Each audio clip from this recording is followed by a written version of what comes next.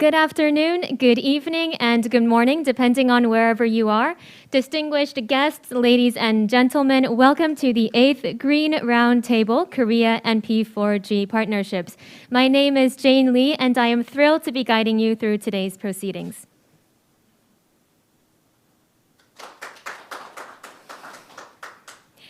In line with this year's theme, Korea and P4G Partnerships, the 8th Green Roundtable will provide us with a platform to take stock of P4G partnerships and map out a path forward with speakers from home and abroad.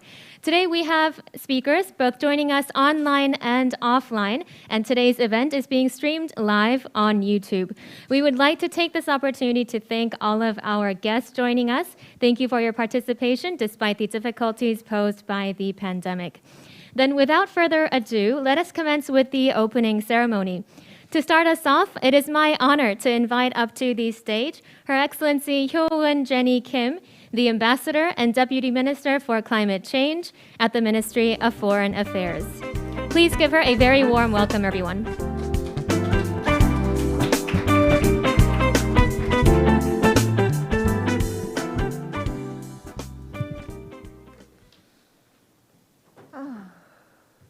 So, Excellencies, distinguished guests, ladies and gentlemen, it is my great pleasure to welcome you all to the Green Roundtable, an annual conference for discussing ways to promote green growth and strengthen collaboration with partners across the globe. I extend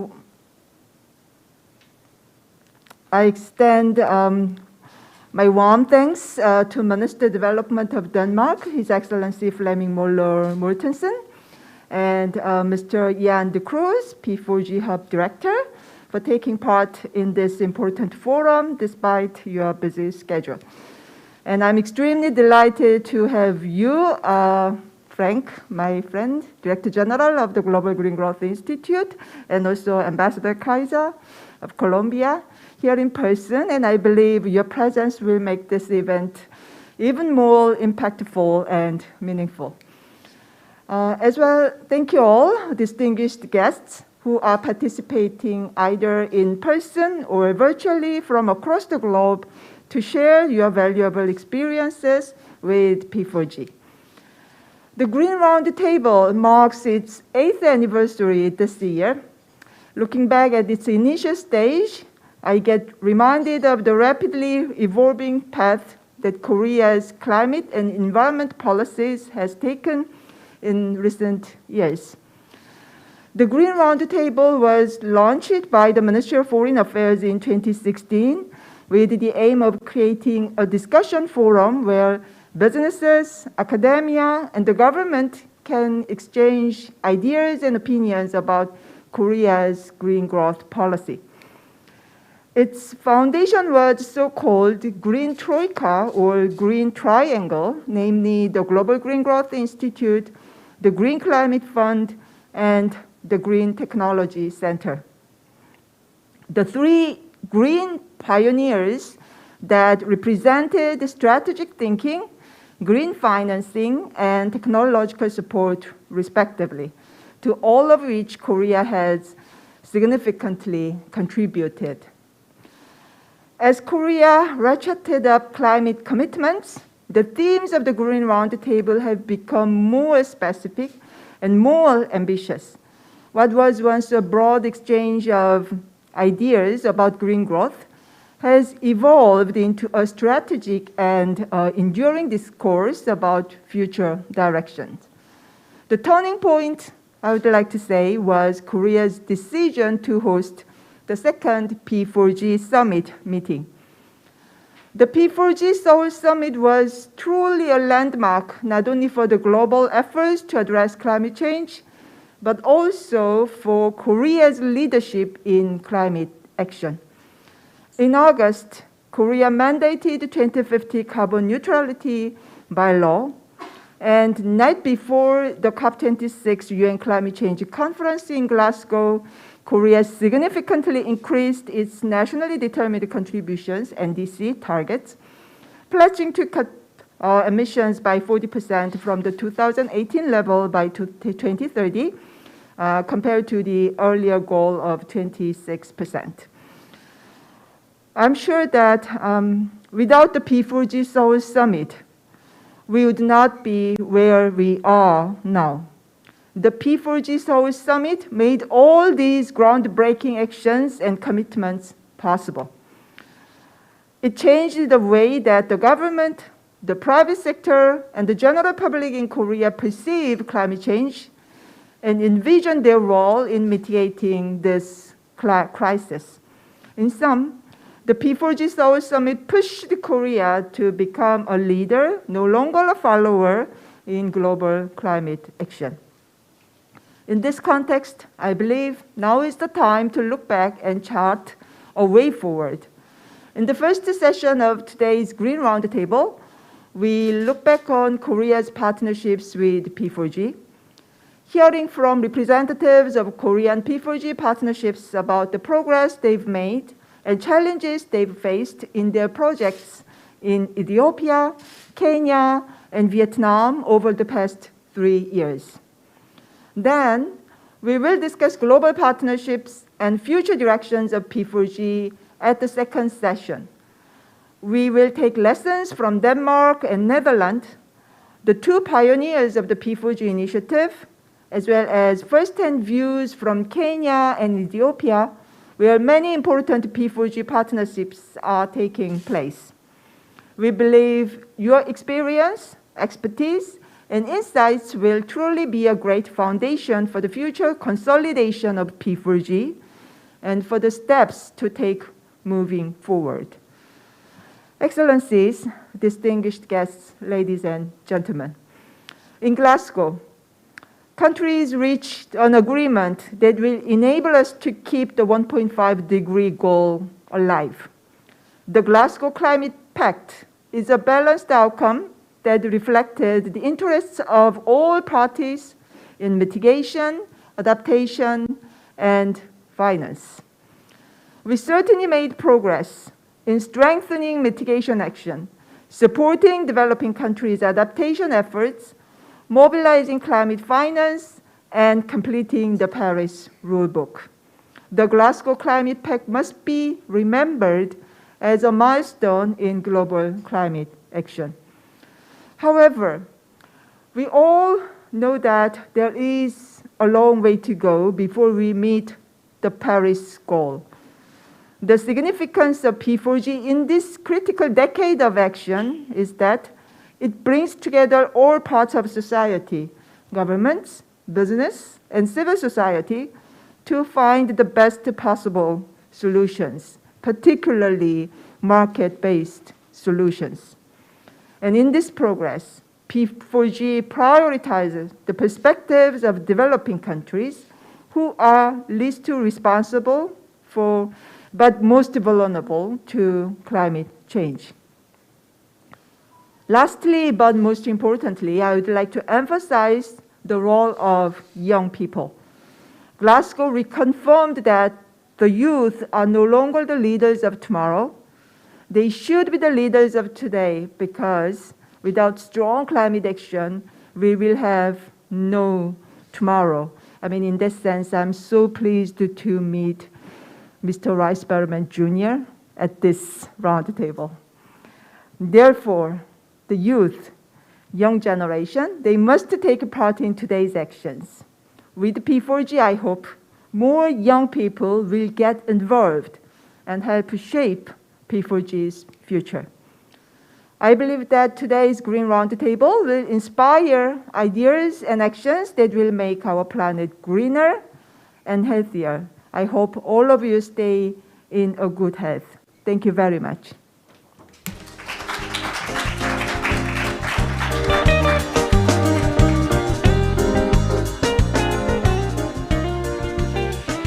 Thank you, Your Excellency, for those very kind remarks and wonderful ideas. Continuing on, I would like to welcome the congratulatory remarks of Ian de Cruz, the Global Hub Director of P4G. Please welcome him on screen.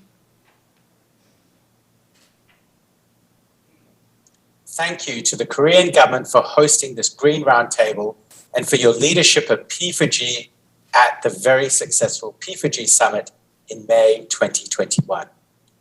Having been at COP26 in Glasgow, there's an even more urgent need to turn ambition, plans, and commitments into action with clear solutions that have developing countries at the heart of the solutions that can also catalyze private sector investment.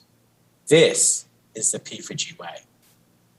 P4G, Partnering for Green Growth and the Global Goals 2030, is a platform that accelerates pioneering market-based partnerships in developing countries to build sustainable and resilient economies. P4G itself is a partnership of 12 partner countries, and we're grateful that Korea has come on board as a funder with Denmark and Netherlands. We also have 5 partner organizations and an ecosystem of over 140 business partners and 100 civil society partners. The Republic of Korea's hosting of the P4G Summit in May 2021 served as a stepping stone to COP26 by demonstrating how P4G serves as an important delivery mechanism for the climate agenda and can contribute to increased global ambition. We look forward to working with Colombia on the P4G Summit in 2023 as well. Our partnerships are providing solutions in developing countries in 5 key areas: food, water, energy, cities, and the circular economy. Since our inception in 2018, we have developed a pipeline of more than 50 market-based partnerships, leveraged investment of over 290 million, and scaled impact of 110,000 tons of annual carbon dioxide emissions reduced and positively affected over 500,000 people on the ground. I'd like to share a couple of examples of pioneering green partnerships which Korea is part of. One of them is the Getting to Zero Coalition, of which Korea is a member as we look to create a zero emissions shipping market and sector in countries like Indonesia, Mexico, and South Africa, which are our partner countries. Korea is a leader in the construction of ships and also a leader in green hydrogen technology. With a partnership like this, there's an opportunity to share this technology in a way that aligns with both Korea's interests and green hydrogen ambitions, but also puts the priorities of Indonesia, Mexico, and South Africa at the heart of the green hydrogen network that we create for today and tomorrow. The second partnership is the Agroforestry for People, Peace and Prosperity. It provides innovative solutions to increase coffee production, link to export markets, and improve farmer livelihoods. There's an opportunity here for Korea to help us reimagine the entire coffee value chain and bring transparency to the value chain in this partnership that ensures high quality coffee to the cups of Koreans and also increase livelihoods and farmer income to our Ethiopian farmers. What you see here are 2 examples of partnerships that help deliver enduring impact. We in P4G are looking to develop similar projects which start at the millions to create a practical pathway to accelerate into the tens and hundreds of millions to the billions and trillions required to finance and achieve a net zero future for all. The role of the private sector working with government, non-government organizations, and finance institutions to catalyze these markets at the speed and scale required to mobilize investment is really important to lead to commercially viable, zero carbon business models. That is why P4G works closely with our national platforms and partner countries to create this enabling environment for partnerships to deliver impact suited to their local conditions. It is very important that we also have national platforms in our funder countries like Korea and in Netherlands and Denmark playing a pivotal role in sharing the best of their innovation, technology, and investment according to the priorities of our developing and emerging economies. We see a wonderful opportunity working with a strong Korean national platform that includes core economic ministries and the private sector to produce a robust pipeline of market-based partnerships that can enhance development and climate agendas and trade and investment agendas, both for our developing and emerging economies and for Korea. We look to create new markets that can bring the private sector and investor communities together with our intention to improve the lives of people in developing and emerging economies and progress the goal of a net zero future. As Korea goes through its own green transition with your Green New Deal, we in P4G are here to work with you for a better future for all. We are always better together, and let's find those green unicorns together. Thank you.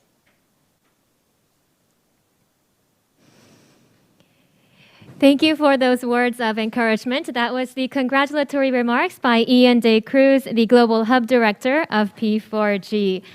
Let us continue on with the congratulatory remarks. Ladies and gentlemen, please join me in welcoming Dr. Frank Risberman, the Director General of the Global Green Growth Institute. Please give him a very warm welcome.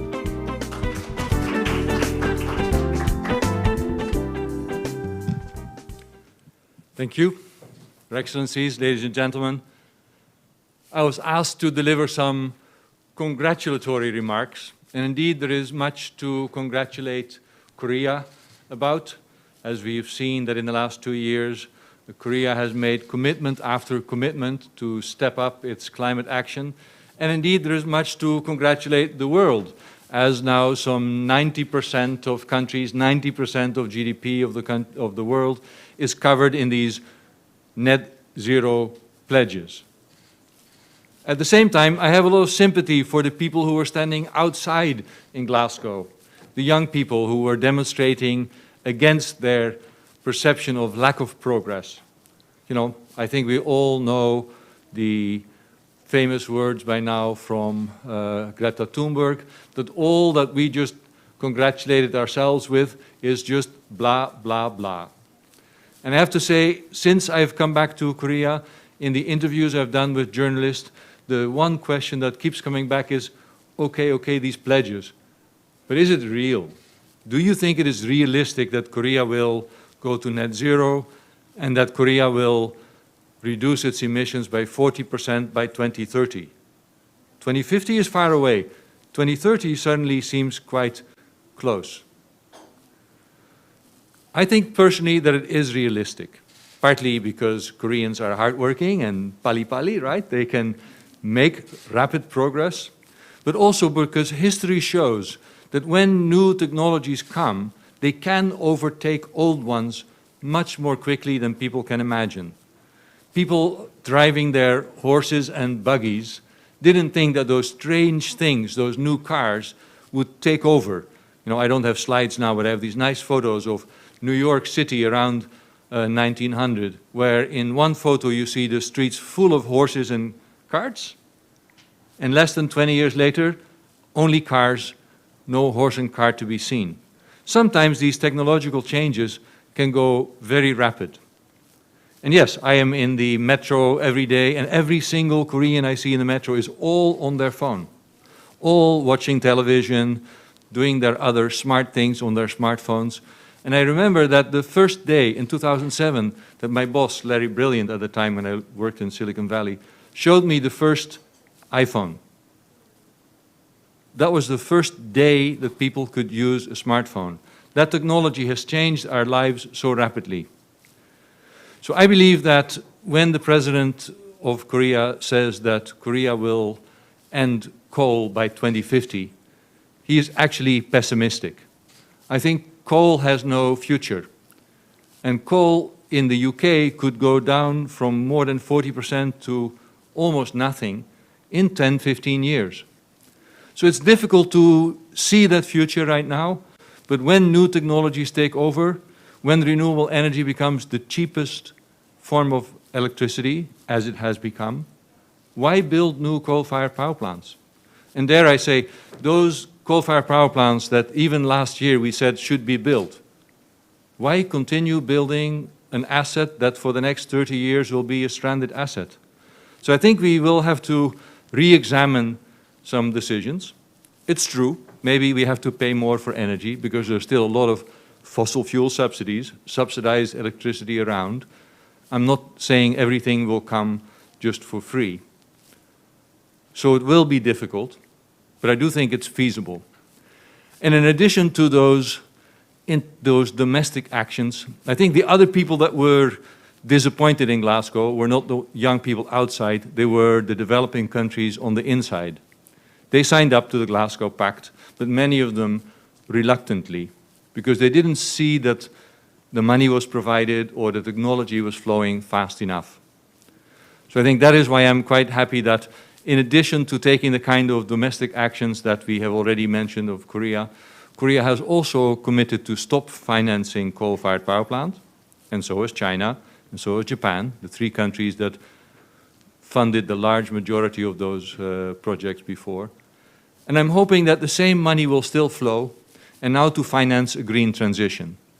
That the green technology that China, Japan, and Korea have on electric vehicles, on batteries, on digital technology will continue to flow through the same kind of funding. And that's why, indeed, I'm very pleased that Korea has, for instance, committed to double its climate finance, and some other countries have done the same thing, that Korea has also committed to increase the green component. And of course, we look forward to working with the government of Korea to have this Korea Green New Deal Fund at GDGI to accelerate the green transition in developing countries. The fact that Article 6 was approved in Glasgow is a bit more complicated. We can't quite see right now how we can do these international trades, but potentially that brings an even larger flow of finance to developing countries than even the Green Climate Fund. In the end, the $100 billion that we were disappointed that it wasn't achieved this year is not that much money. If we compare it to the amount of money the world put on the table to try and overcome the pandemic, the $14 trillion that the G20 economies made available to fight the pandemic, then you see that the $100 billion is not that much money. Not that much money compared to the 130 trillion that those financial sector representatives said they had under management that were in Glasgow. So yes, the fact that Article 6 potentially brings private sector money to the table to finance green transition and make it a bit easier in countries like Korea to meet the 40%, that is very welcoming, as is the rapid increase in green finance available through banks. You know, Jenny and I were at a meeting in Korea where the CEO and chairman of Shinhan Bank, one of Korea's banks, committed to green investments worth $30 billion between now and 2030. It shows the large volumes of finance available with private sector organizations. And indeed, for GDGI, we were very proud that until this year, we had mobilized about $2 billion for our members in green investments. This year alone, we're going to add $4 billion through large green bonds issued in Peru, in Mexico, and Vietnam. So I see that we can accelerate the green transition if we are able to link the private sector, and therefore, if we're able to partner between government and the private sector. And obviously, that is what P4G, the Partnering for Green Growth and the Global Goals, is all about.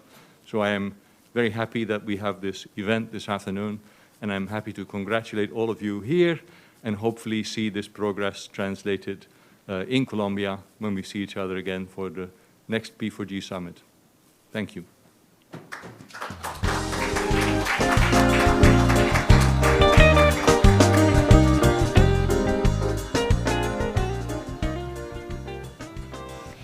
Thank you, Dr. Risperman, for your words of support.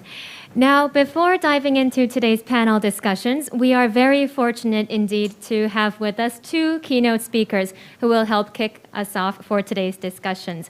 So please join me in welcoming His Excellency Flemming Møller Mortensen, the Danish Minister for Development Cooperation. Thank you for inviting me to speak at this important event. I'm excited to see the P4G partnerships developing further. Allow me first to thank you, Ambassador Jenny Kim, and your team for the outstanding side event at the COP26. I was really pleased, and it was an honor for me to announce the State of the Art Partnerships Prize in 2021. COP26 was a milestone, not least the Glasgow Climate Pact. Let us not forget that the Seoul Declaration from the P4G Summit was part of paving the way for the success of COP26. China, Vietnam, Japan agreed with South Korea and 60 other countries and international leaders to phase out overseas coal investments.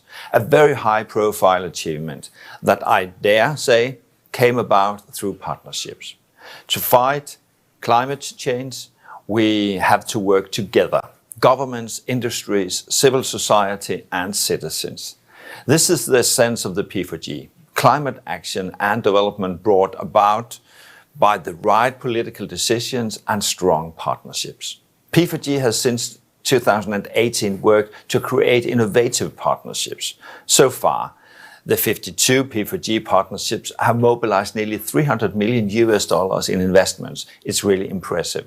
What is really impressive is the difference that the partnerships can make on the ground. The emissions avoided, the decent job created, the energy and water brought to more people.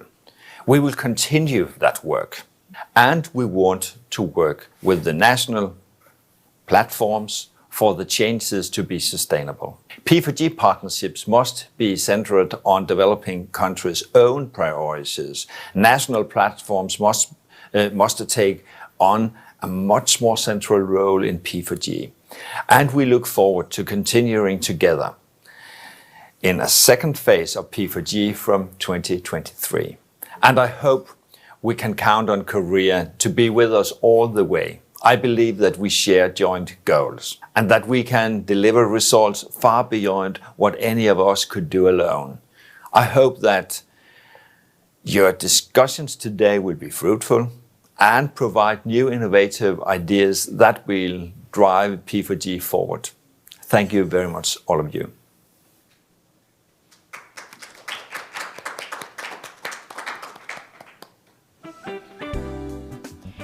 Thank you, Your Excellency, for that very insightful speech.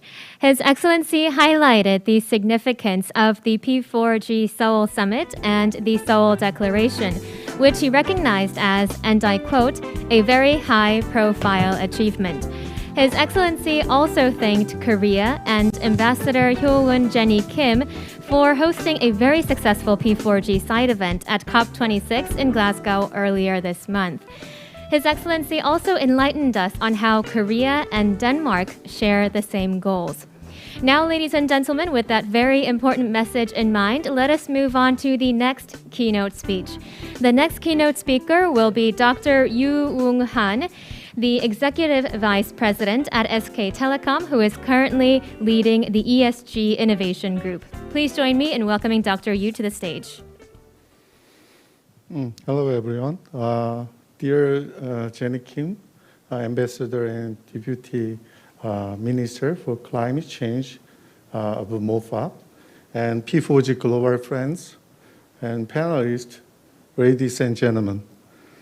More than anything else, despite the current global COVID-19 crisis, it is my greatest honor to have this opportunity to share with you my session, Collaborative SDG Development.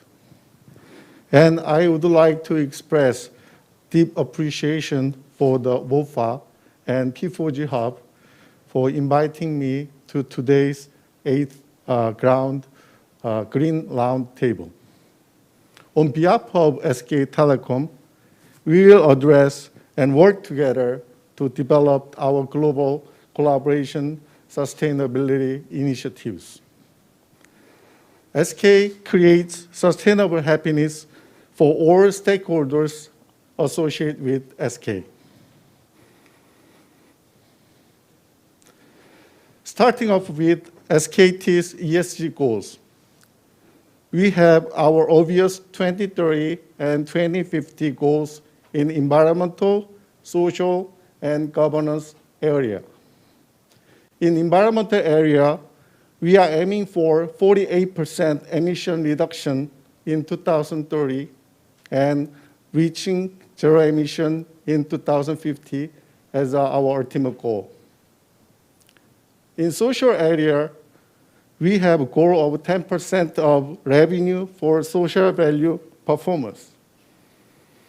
And last but not least, in governance, we will reach 100% corporate transparency.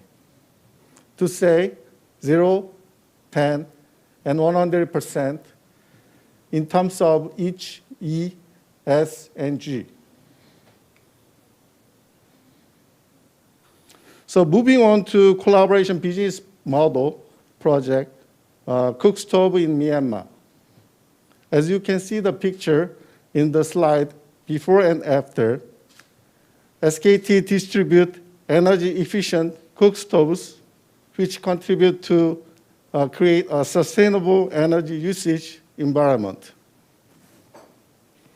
This will bring 1.5 million GHG reduction until 2026, and estimate economy value will be $40 million by obtaining CER rights. This will be the most beneficial to both countries. So let me introduce the Happy Habit project, which is related with the SDG 12, circular economy. This is by creating ICT-based usage performance and benefit to reduce disposal plastic cups. This AI-based and digital transformation environmental project consists of AI vision, dedicated app, multi-user tumbler, user benefit, and alliance partners. We are expanding collaboration with Starbucks and other famous coffee franchises in Korea to promote Happy Habit project. To refrain from using plastic cups, we launched an environmental project in daily life, forming an eco alliance with the 54 organizations and enterprises by promoting multi-use cup pilot project, first in Jeju and Seoul next. We estimate 2.7 million plastic cups will be saved this year and 100 million next year. This leads to 25,000 of GSG reduction and expect to create $18 million of economic value per year. I believe that enterprises are sustainable only when our society is kept sustainable. Not only as a communication services, but also as a company that create green technology. We are going to find a coexisting method by positive influence. This is our blueprint of ESG that SK Telecom is planning in the future. MOFA, P4G Hub, and SKT will be able to create new business model and greenhouse gas reduction processes which can be transferred to our partners, developing countries. Thank you very much.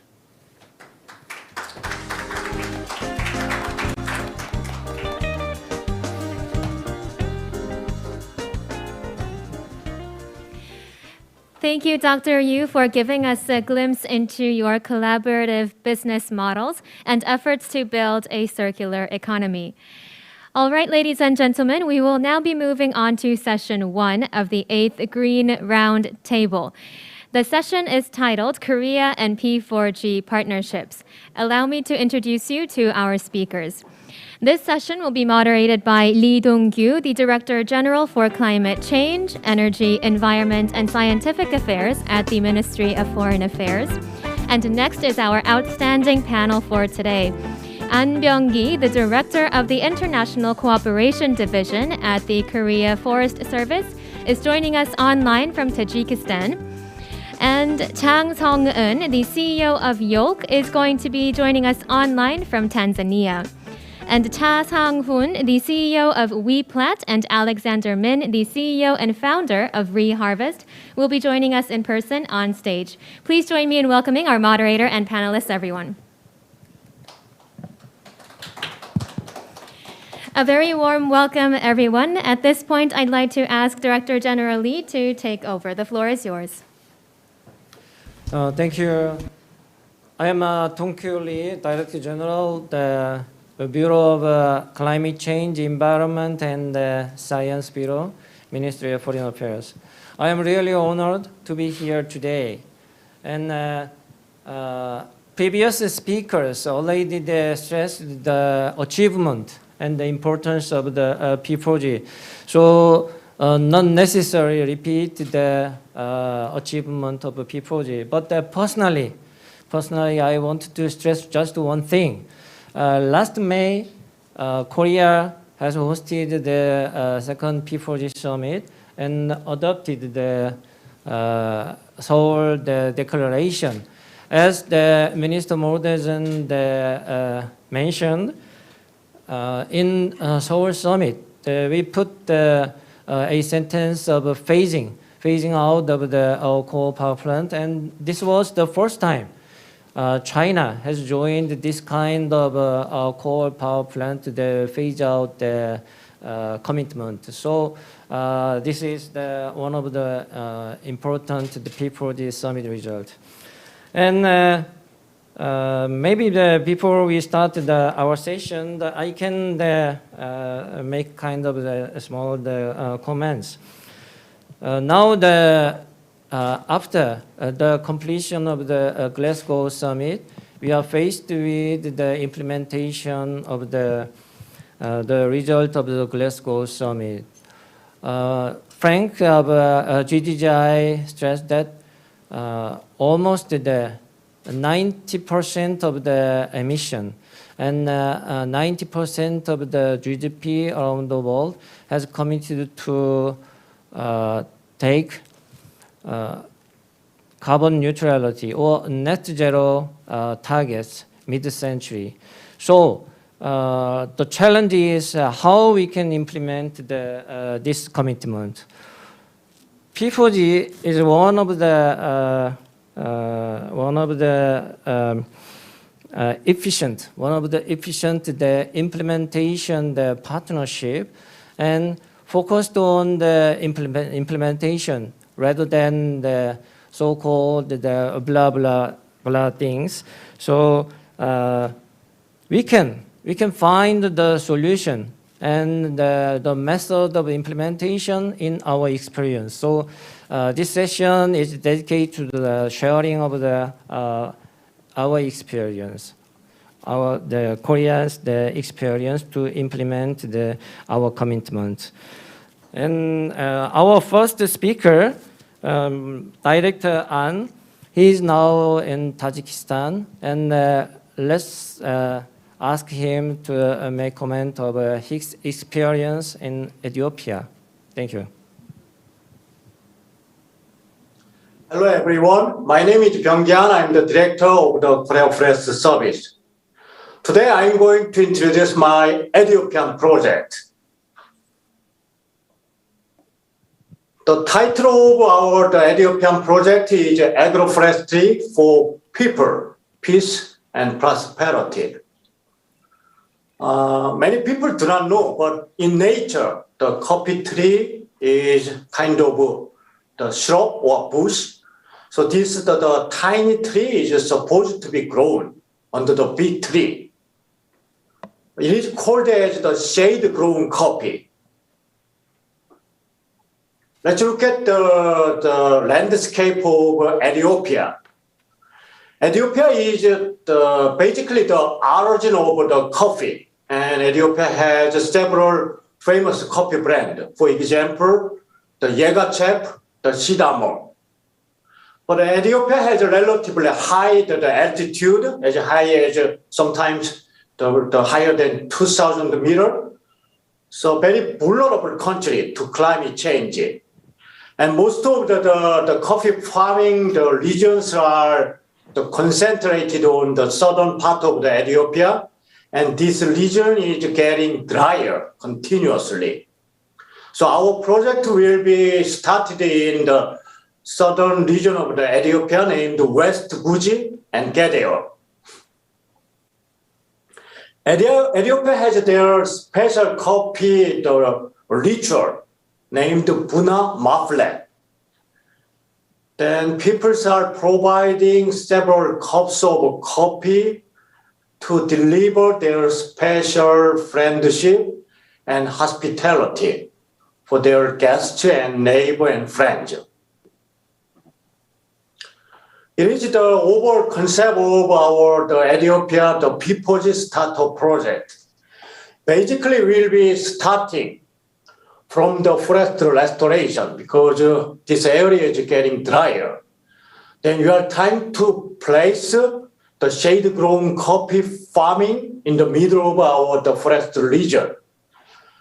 Then we'll be providing the underground water and electricity made by photovoltaic power station.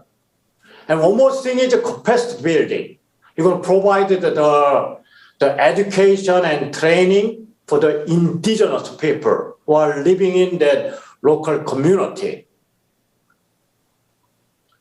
This project has 6 partners, 3 of them in Korea and 3 of them in Ethiopia. Korea Forest Service will be managing the finance, and SK Forest address forest restoration. And Tree Planet, they will be managing the coffee marketing. And in the Ethiopian side, the EFCCC, Ethiopian Government Organization, they will be handling the land tenure issue. And ECFF, CSO, they are good at the traditional shade-growing coffee method. And GGGI Ethiopian office, they will be providing the capacity building, and they will be enhancing this project for the bankable business model to duplicate for the other region or another people's member country. The total budget of this project is about $1.7 million from this year until 2023. This project has started from the August 2019. At that time, His Excellency Prime Minister Abiy Ahmed has made a state visit to Korea. And Korea and Ethiopia have a similar concern in forest restoration because Korea is a very famous country in succeeding forest restoration since 1970s. And nowadays, Ethiopia is trying to complete their 4 billion tree planting campaign. And Prime Minister Abiy Ahmed became the Nobel Peace Prize winner in 2019 when there was the ceremony. The Prime Minister Abiy Ahmed has said, for him, nurturing peace is like a planting and growing tree. That was his message. January 2020, the Minister of Korea Forest Service, Dr. Park, has visited Ethiopia, and he has made the courtesy visit to Her Excellency President Sahle Work Gerald to explain the concept of this People's Project. And 2 months later, the March 2020, this project was selected as one of the People's Startup Project. But unfortunately, that time the COVID-19 pandemic has broken out. So this project has been somewhat delayed. So this year, May 2021, we had the workshop providing all of 6 partners. And we discussed how to prepare our 3-year detailed plan and how to enhance the design of this project until 2023. Last month, October 19th, the People's Seoul Summit Forest, we had the tree planting launching event in Gyeonggi Province. At that time, Korea Forest Service and Ministry of Foreign Affairs and Carbon Neutrality Commission. Also, we have invited the ambassador of Colombia in Seoul, because Colombia is third People's Summit hosting country. And Colombia also has the huge forest resources and coffee industry. That's why the Colombian ambassador has so much concern and interest for this project. When there was the UNFCCC COP26 several weeks ago, there were a couple of very meaningful events. The SK Forest had the financial contribution ceremony as much as $100,000. And at the time, Korea Forest Service Minister and EFCC Commissioner have participated in this event. And next week, I have met the People's Global Director, Mr. Ian Cruz. And Mr. Cruz has provided very practical advice.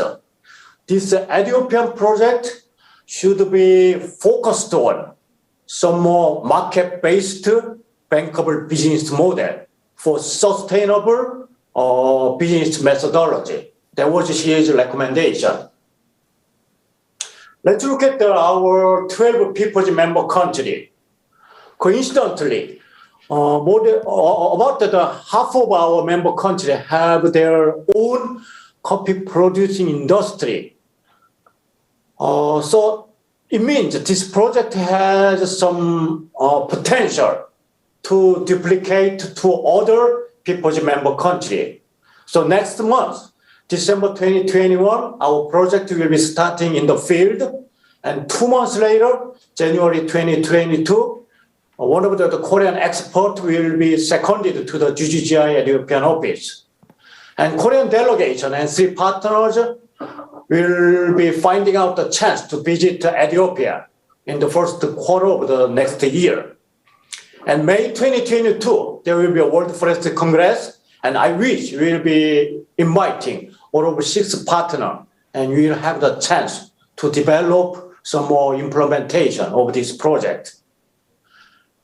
And I wish when there will be the South People's Summit in 2022, we are trying to introduce this business model on the occasion of People's Summit, then probably some of the People's member country will be interested in this methodology. And all of the project will be completed at the end of 2023. Please be interested in this project, and please give us your advice, question, and critiques and recommendation. Thank you for your paying attention. Thank you. Thank you, Mr. Han. I heard that you are going to travel to other countries from Tajikistan. I wish the safe travel. And now that we have the representative of the York, Ms. Jang Song-eun. Floor is yours.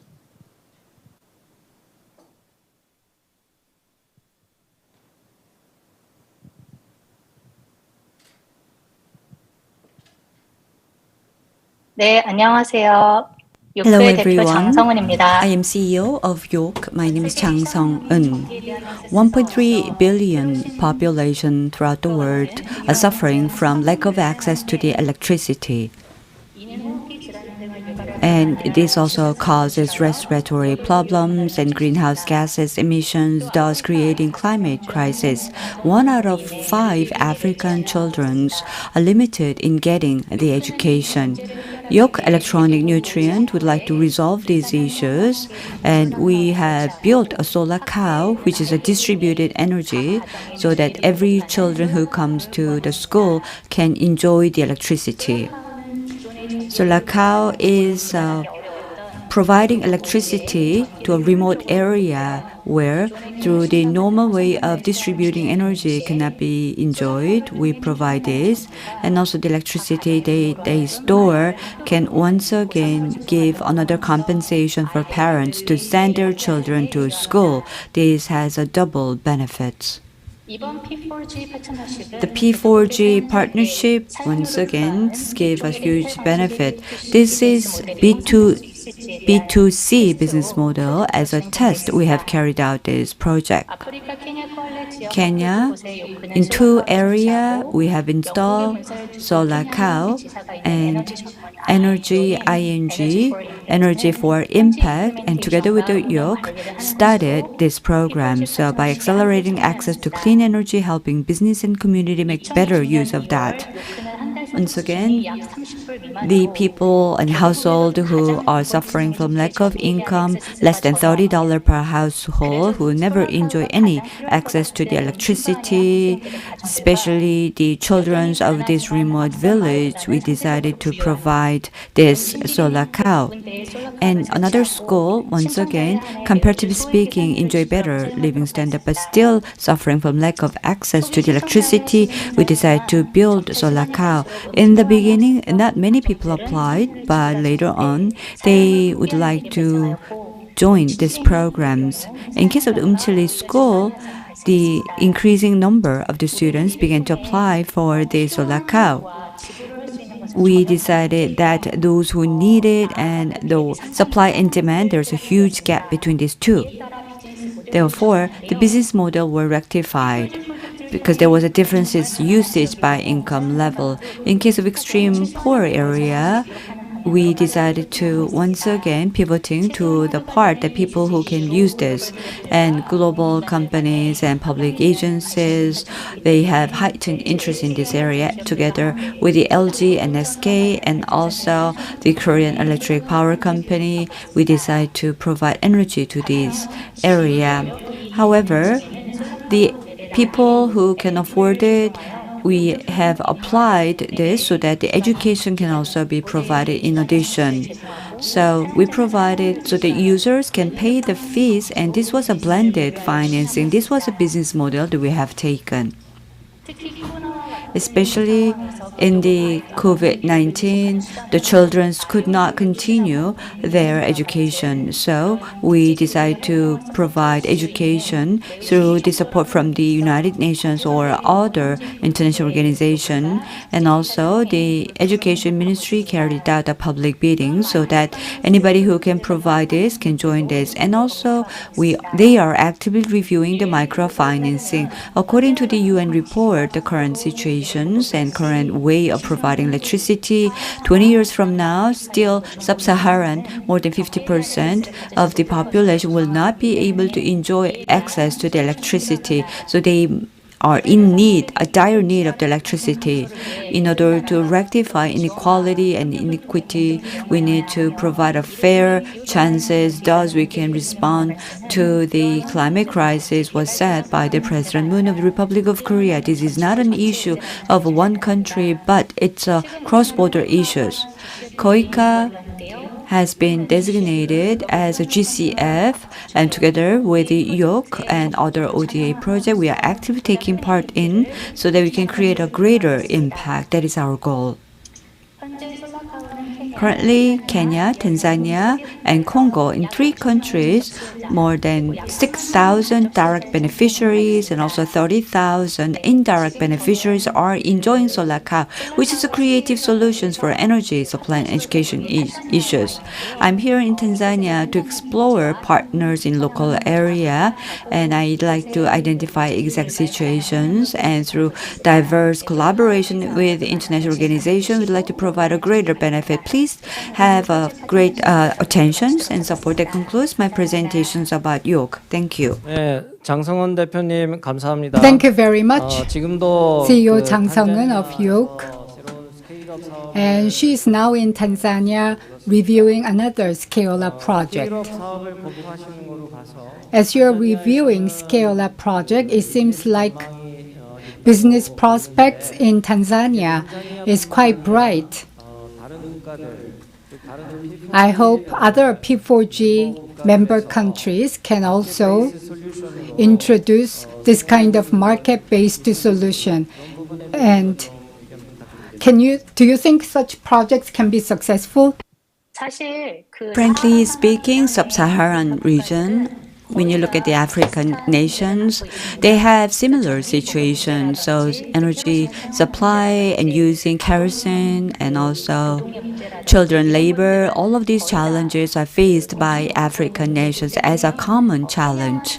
So Kenya and Tanzania, in these two countries, if we succeed the solar cow provisions, definitely we can duplicate our project and expand solar cow project. Thank you. Thank you, Ms. Jang Sung-eun. Now, let's ask the CEO of WeFlat, Mr. Cha Sang-hoon, and ask him to share his experience.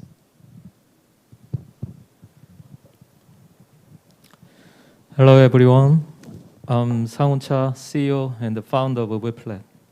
We solve a global water leak problem. Did you know that there is a $40 billion annually the water loss worldwide? This means the 110 million tons of water disappear to the ground every day, which is equivalent to 13,000 tons of carbon emission.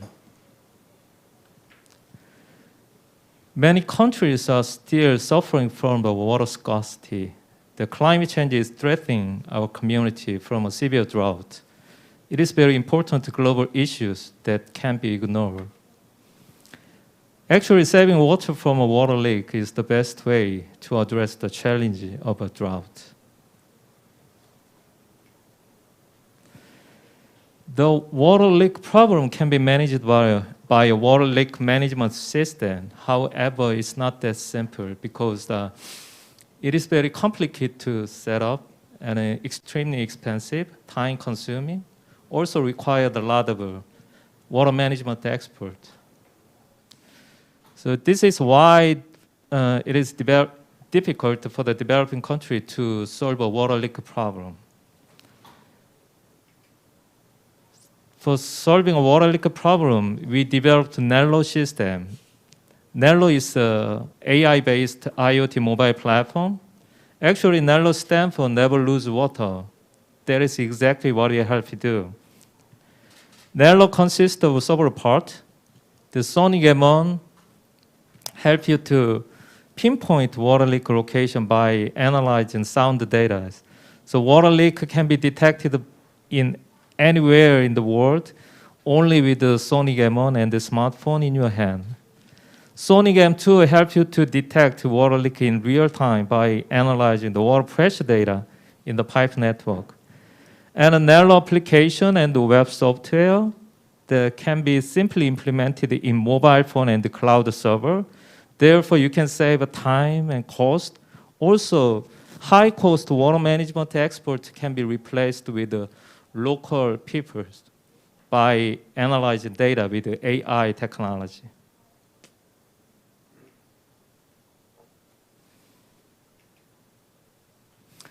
So for solving a water leak problem in Vietnam, we organized a P4G partnership with 6 partners. VWSA was the leading partner of this partnership. VWSA stands for Vietnam Water Supply and Sewage Association. And ISA is an Institute of Environmental Science and Engineering. And the VCO was a Vietnamese commercial partner, which will supply the water leak management service with the Nello system. And Haduaco was the Vietnamese local water service authorities of Hai Dung city in Vietnam. It supplied the pilot site. And also K-Water Korea Water Resource Corporation joined in this partnership for supporting the capacity building. The title of the project is Intelligent Water Leak Management Platform, the target site of Hai Dung city in Vietnam. Actually, this pilot project has been delayed due to COVID-19. So we started the pilot project by signing MOA with all partners at August of this year and successfully finished in this month. So we Whiplash supplied the 3 smart devices and built a mobile and cloud-based software. And a capacity building has been performed 5 times via online tool and YouTube due to COVID-19. And the trained 6 local peoples have joined in this field of work for detecting the water leak with the only Nano system.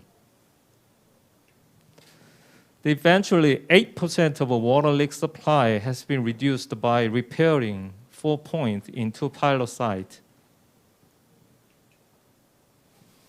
Now we are expanding this success to all over Vietnam, also the 5 countries. Actually, we are focusing on bridging water service gap worldwide with digital technology. Okay, never lose your water together with the People's Partnership. Thank you. Thank you, Sang-won. As you make a presentation, you expanded your project to other 4 countries after the Vietnam. So maybe, can I ask, there is something that we can improve to implement this kind of project and partnership in the other developing countries? In your experience? Actually, we need something to encourage commercial partners, because in the People's Partnership. Actually, I think there's supposed to be something to encourage commercial partners to expand this success to other countries, because in a People's Partnerships, our commercial partner can get the fund in the People's Partnership. So we need some more fund to expand the experience to other countries. That is one of the important points that I want to mention. Thank you, Sang-won. Now, invite the CEO Min Byung-jun, the representative of the Rehabest, share his experience in the People's Partnership. Hello guys, my name is Alex Min. I'm the CEO and the founder of Reharvest. It is actually my great honor to present my companies and case of P4G today. So without further ado, I do want to emphasize, because some of us do not know what edible upcycling or food upcycling is. There are 3 concepts that are involved with the upcycling. The first one is downcycling, recycling, and final one is upcycling. Now, when we talk about upcycling, we're adding values and technologies to create something that is currently being thrown away or currently being used as low value-added products and turning them into highly valuable products. So for our case, for Reharvest, we're reharvesting beer and shike byproducts and turning them into highly nutritious alternative food. Now, as a background of what is going on, why is reharvesting byproducts is because of the food waste. Now, think about food waste. 1/3 of food that are currently being produced actually directly goes to waste without coming to our table. And 40% of the food waste that are currently being produced is actually a result of byproducts that we create. Now, these numbers may not seem big to you, but if we were going to aggregate carbon emission currently produced by food waste, it will be 3rd contributing factor after US and China. Now, that implication alone, combining with the UN's SDG goals, we have came up with the 3 implications that are driving F&B industry throughout. Now, first one is sustainable food. We're at the brink of actual and fast expansion of population, and we are actually in dire needs of sustainable food. And second is upcycling waste and byproducts. And some of the countries such as Scotland and US, and some of the member countries such as Netherlands, Indonesia, and Vietnam have directly incorporated the fact that byproducts should be upcycled. Now, third one is reducing hunger.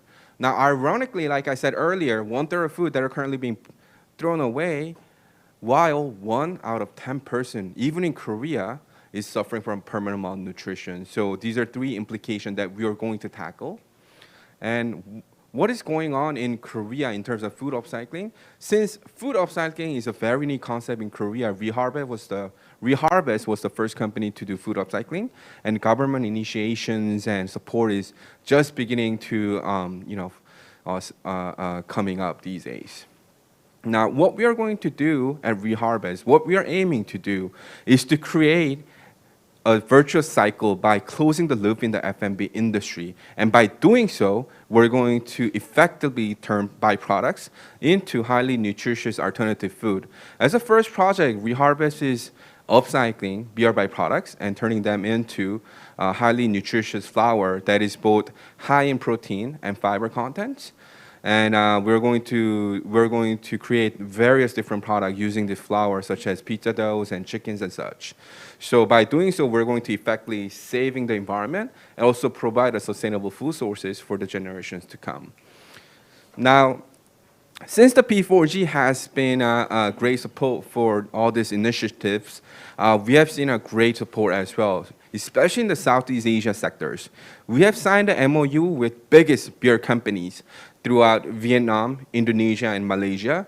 And notably, we have signed an MOU and MOA between Indonesia's biggest beer company called PT Multi Bintang.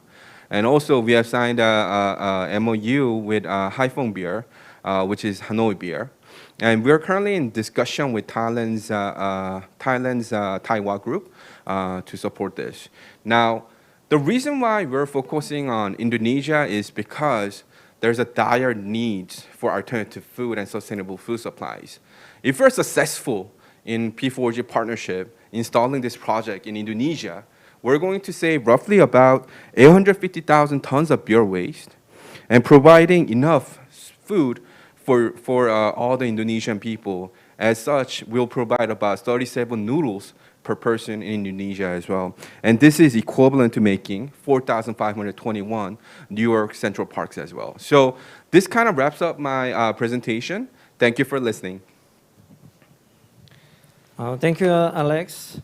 I hope the beer byproducts are effective for the strengthening of the hairs. So, yes, sir. Yeah, it actually works. Yeah, what a good idea. So I think that you are very lucky to find the very good partners like the Bintang Beer and the Haiphong Beer. So maybe can I ask you share your experience to find this kind of a good partnership in the local? Thank you. So I think one of the main things that we forget is the commercial ability and market-based project that we're going to proceed. Now, for example, some of the projects that may seem idealistic does not work with a lot of the big companies such as Bintang or Hanoi Beer or other companies and such. The main reason why they're interested in working with us is because ease of implementation and ease of go-to-market strategies, and the direct feedback will come out and directly resulting from not just the initiative alone, but the commercial aspect of the project as well. And given that, a lot of companies actually wanted to partner up with us, and because PT Multi Bintang was the biggest company, we were partnered up with them, and it was pretty interesting. Thank you, Alex. I think that's the essence of the P4G partnership. Easier the marketing strategy and a good idea for marketing. Thank you, really. Thank you, sir. And I'm wondering, we have the Deputy Director Liu here. Hello. Okay. As I said, unfortunately, Mr. An Byung-gi has another business meeting in Tajikistan. So now we have the Deputy Director, Ms. Liu. So maybe I can ask Ms. Liu to share more detailed experience about this coffee, production, partnership, because in our membership of the P4G, we have very renowned and the best coffee producer countries like Vietnam, Colombia, Kenya, and also Mexico. So can I invite Deputy Director Liu to provide a bit detailed experience on this coffee they're producing. Thank you. Hello, my name is Ah Hyun, the Deputy Director of the Korea Forest Service International Cooperation Division, and I'm participating in this wonderful event on behalf of Director An. He's in Tajikistan right now. And for answering this question, yes, of course, it is possible to duplicate this project to other coffee making countries. But there is two prerequisite conditions needed. First of all, it is really important to build a consensus that to restore the forest ecosystem surrounding the coffee farm is really important for the sustainable coffee farm management.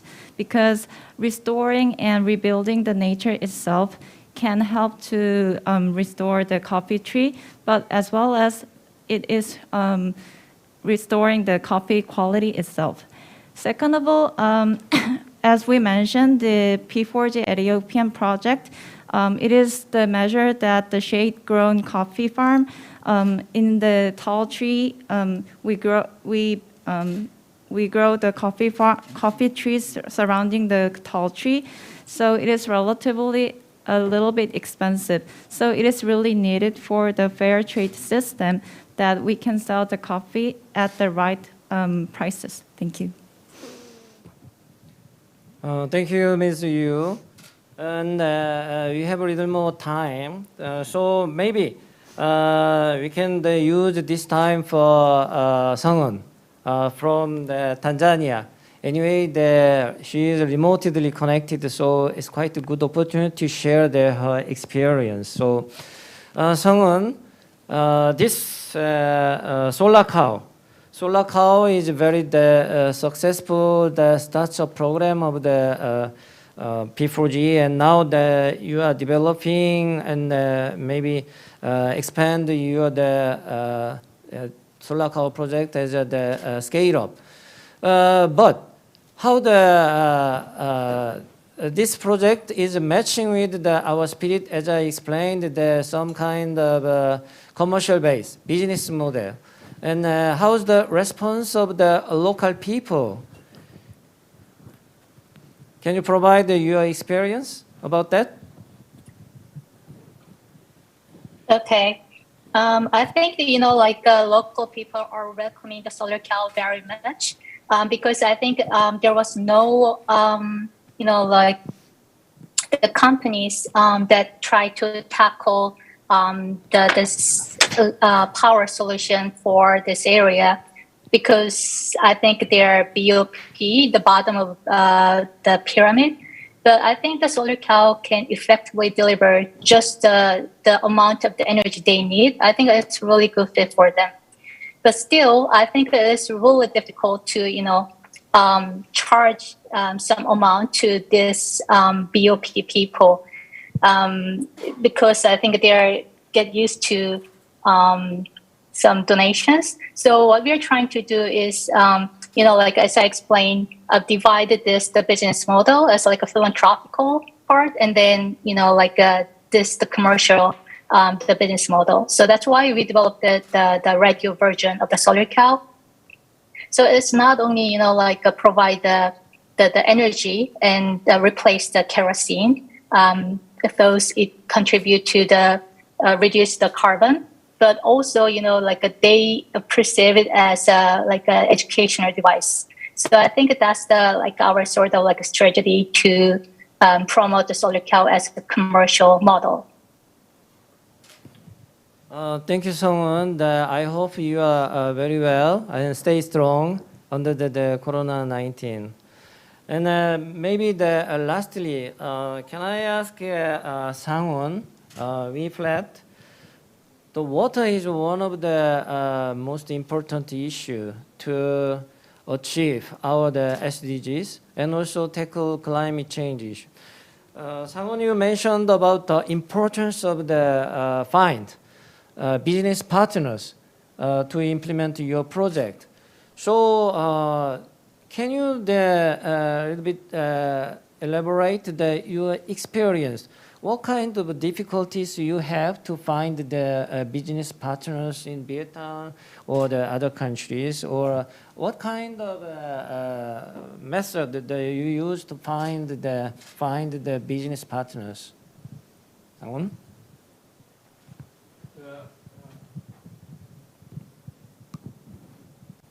Well, when it comes to saying about the water industry, all of the countries that supply the water based on the local water authorities.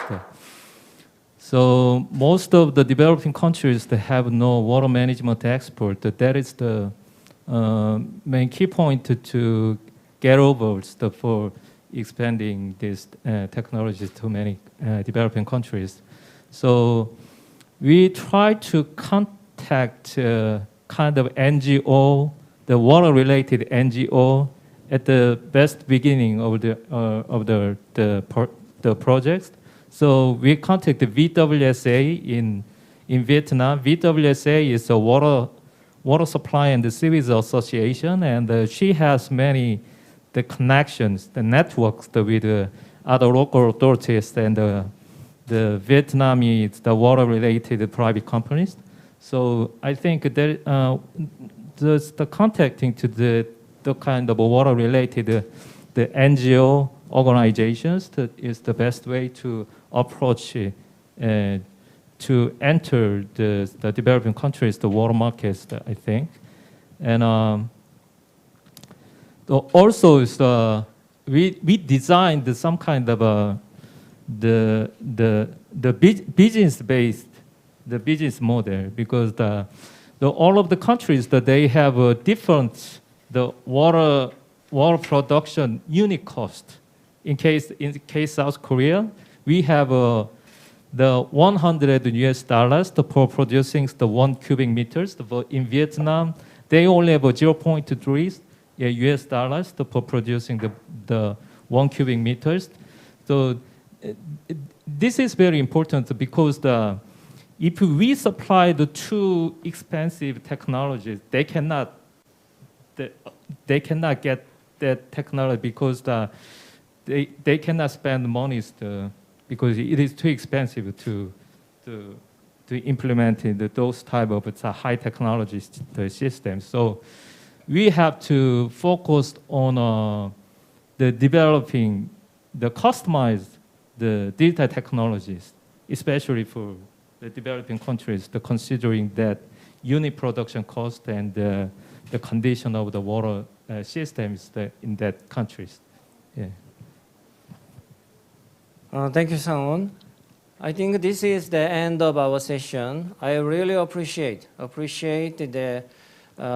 panelists sharing of their experience in the P4G partnership. Thank you. Thank you for attention.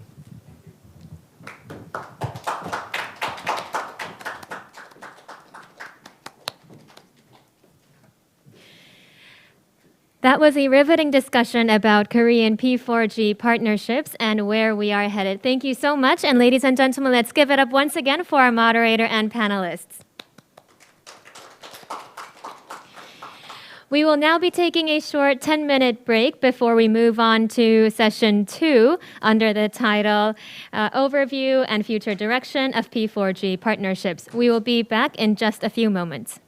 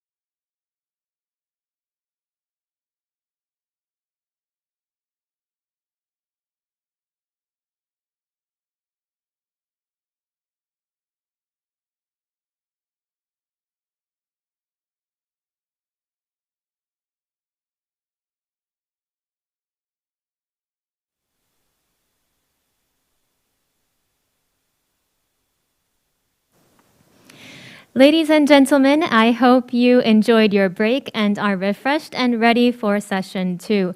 Session 2 is titled The Overview and Future Direction of P4G Partnerships. Allow me to introduce you to our speakers. This session will be moderated by Lee Sung-woo, the Director of the International Trade Division at the Korea Chambers of Commerce and Industry, or KCCI.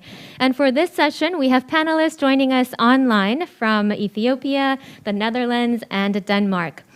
Iver Høy Nielsen, the head of P4G activities at State of Green in Denmark. Peter Blusser, the policy coordinator for emerging Asian and African markets and trade missions at the Ministry of Foreign Affairs at the Netherlands. And Mansour Desi Nouri, the director for Multilateral Environmental Agreements Negotiation Coordination Directorate at the Environment, Forest and Climate Change Commission of Ethiopia, will be joining us online. And Lee Soo-kyung, senior researcher of the Department of Climate Technology Cooperation at the Green Technology Center, will be joining us in person on stage. I'd now like to ask Director Lee to take over from here. The floor is yours. 네, 안녕하십니까. 대한상공회에서 Good afternoon, ladies and gentlemen. I'm Director Lee Sung-woo of International Trade Division of KCCI. And KCCI, during the P4G summit meeting, has hosted a business summit, and it's a great honor to be back here to talk to the experts from public and private sector in P4G. So in the second session today, we are going to talk about overseas P4G partnership cases and think about the future direction for P4G partnership going forward.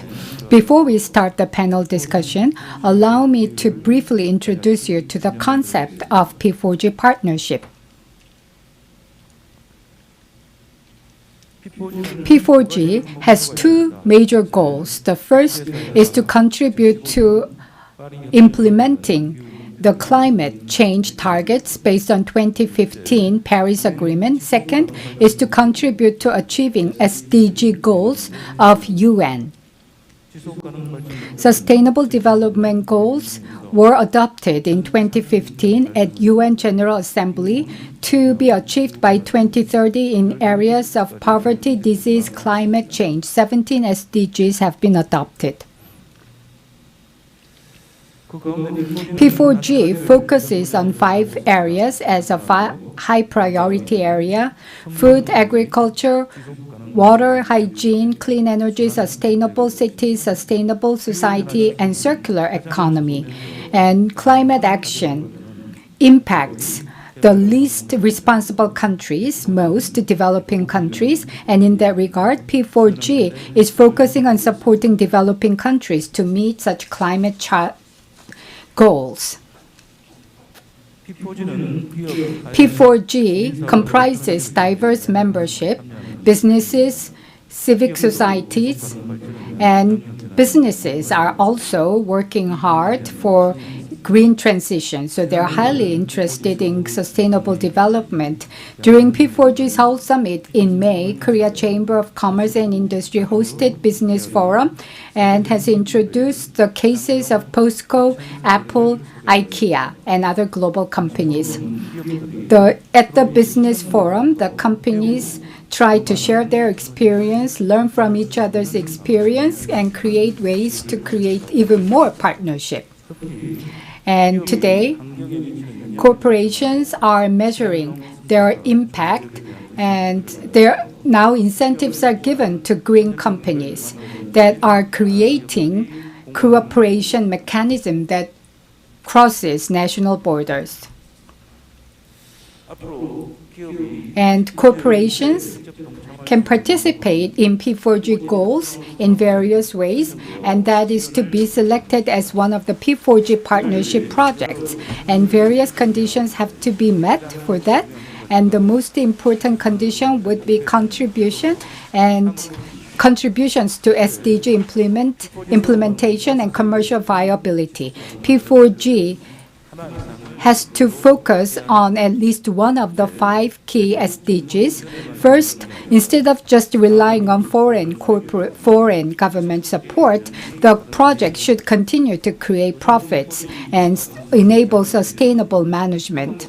These days, commercial viability becomes an important factor in being selected as a P4G project. So when companies develop their business model, they should strongly consider commercial viability. And that's all for the introduction of P4G partnership.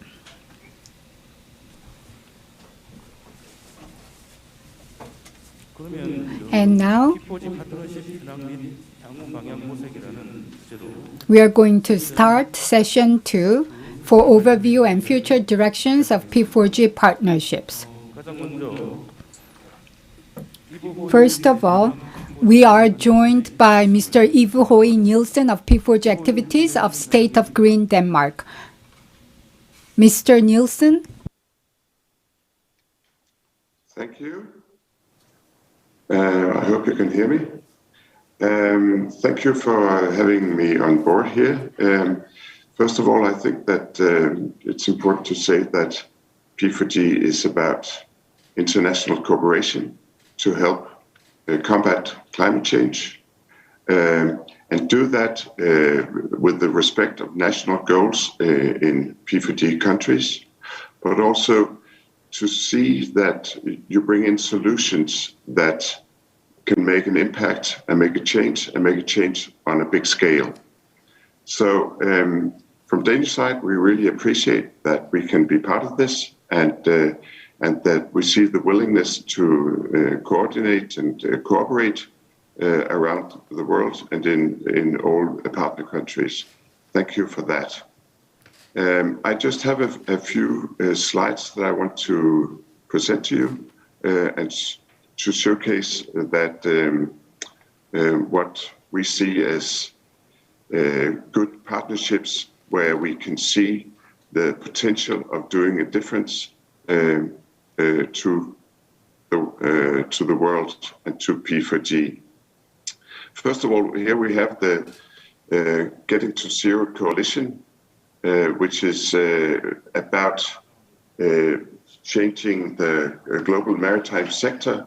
The global maritime sector wants to be CO2 neutral by 2050. It's an enormous ambition from the whole shipping industry to do that. But one thing is that the developing world wants to do that. It's really important to do this globally and bring in emerging economies as well. And what you see in this P4G partnership is that you try to see how can you bring this out and involve some of the major countries in the P4G family. In this case, it's Indonesia, it's South Africa, and it's Mexico. To change the global industry, you have to focus on 3 main areas. You have to look at how to find the renewable energy that the ships must use as fuel. You must make and secure that the ports are set up in a way where you can bring in the fuel to the ships, and also the infrastructure in the country. And the third thing is, of course, you have to change the engines of the vessels to secure that they are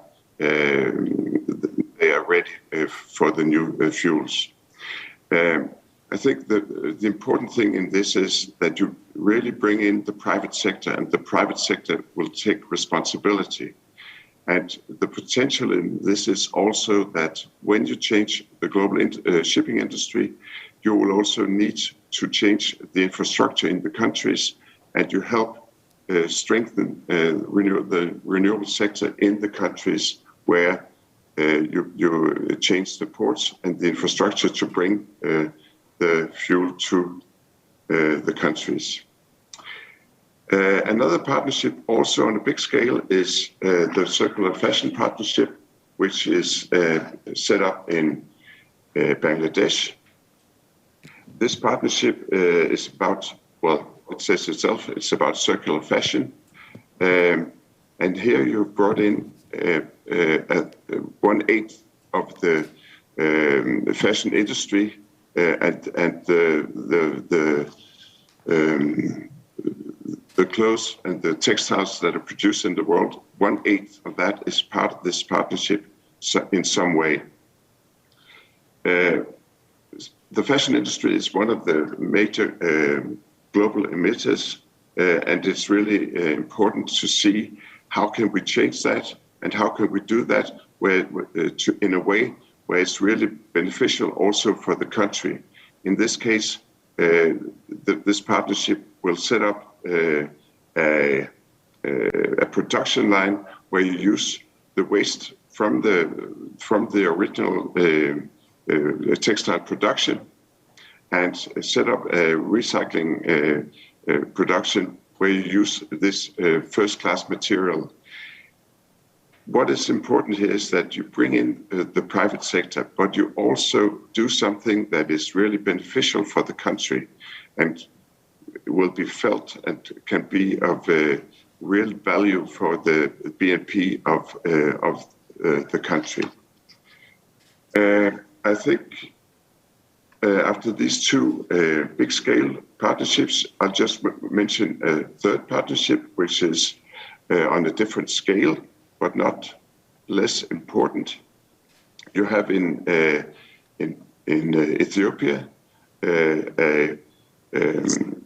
a production line of, you have some biscuits where the population eats lots of biscuits with too little nutrition in them. And this is something that is a damage to the public health and to people. This partnership brings in the private sector as well, that brings in proteins and enzymes that will help produce better biscuits in the country, and where you see that it will, when it's rolled out and brought to market and will be produced on market base, then it will help the public health in the country and hopefully be of benefit for the big majority of poorer people in Ethiopia. This is something that we really hope that will be of help. But first of all, I think that this partnership, the importance here, what you see in these three partnerships is that the private sector is taking an active responsibility and going and leading this transition in the P4G countries. And the encouraging thing that I've taken with me from Glasgow in the COP 2 weeks ago is that the private sector is really going forward and taking a lead on this. And it's something that could be so beneficial for the P4G in the future, that you see that the private sector is taking this huge responsibility. I think this will be my opening remarks, and thank you for letting me talk here. 네. Thank you very much.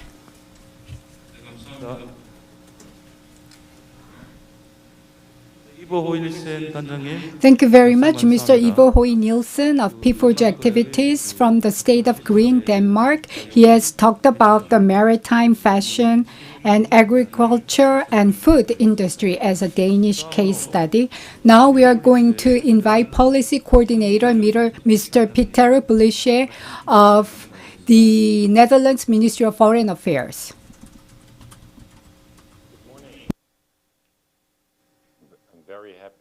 To share with you the lessons we have learned in trying to build bridges between the world of development aid and investment, because that is what P4G is doing, but it's far from easy. So I can learn from you, you can probably learn from our experiences, and it's one big exciting adventure in which we're trying to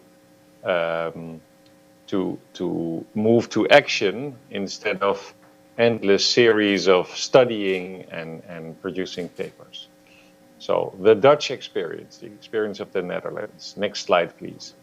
We have 5 partnerships with Dutch participation. 3 big ones, the ones you see at the top, Energize Africa, Plus, and Sustainable Sourcing at Scale. So P4G has invested about $800,000, $900,000 in them. And 2 small ones, the ones that you see in the middle, IW Plus and Sustainable Future for Textile Factories. I will go into 3 partnerships, 2 current partnerships. One is a great success. One is struggling so far, and I think it's always interesting to learn from brilliant mistakes. And the last one, which I will present, is a possible future partnership. So let's go to the next slide, and let's discuss first a partnership that has been very successful. It's called Energize Africa. It's a crowdfunding platform for everyday European investors, people like you and me, not banks, but people that want to invest maybe 2,000 euros of their savings into a clean energy project in which they will be paid an interest or a little bit more. And Energize is the intermediate between reliable organizations in Africa that sell solar panels to African entrepreneurs and the investors, the people like you and me. And what it does, it unlocks a whole source of funding for access to clean energy that didn't exist before.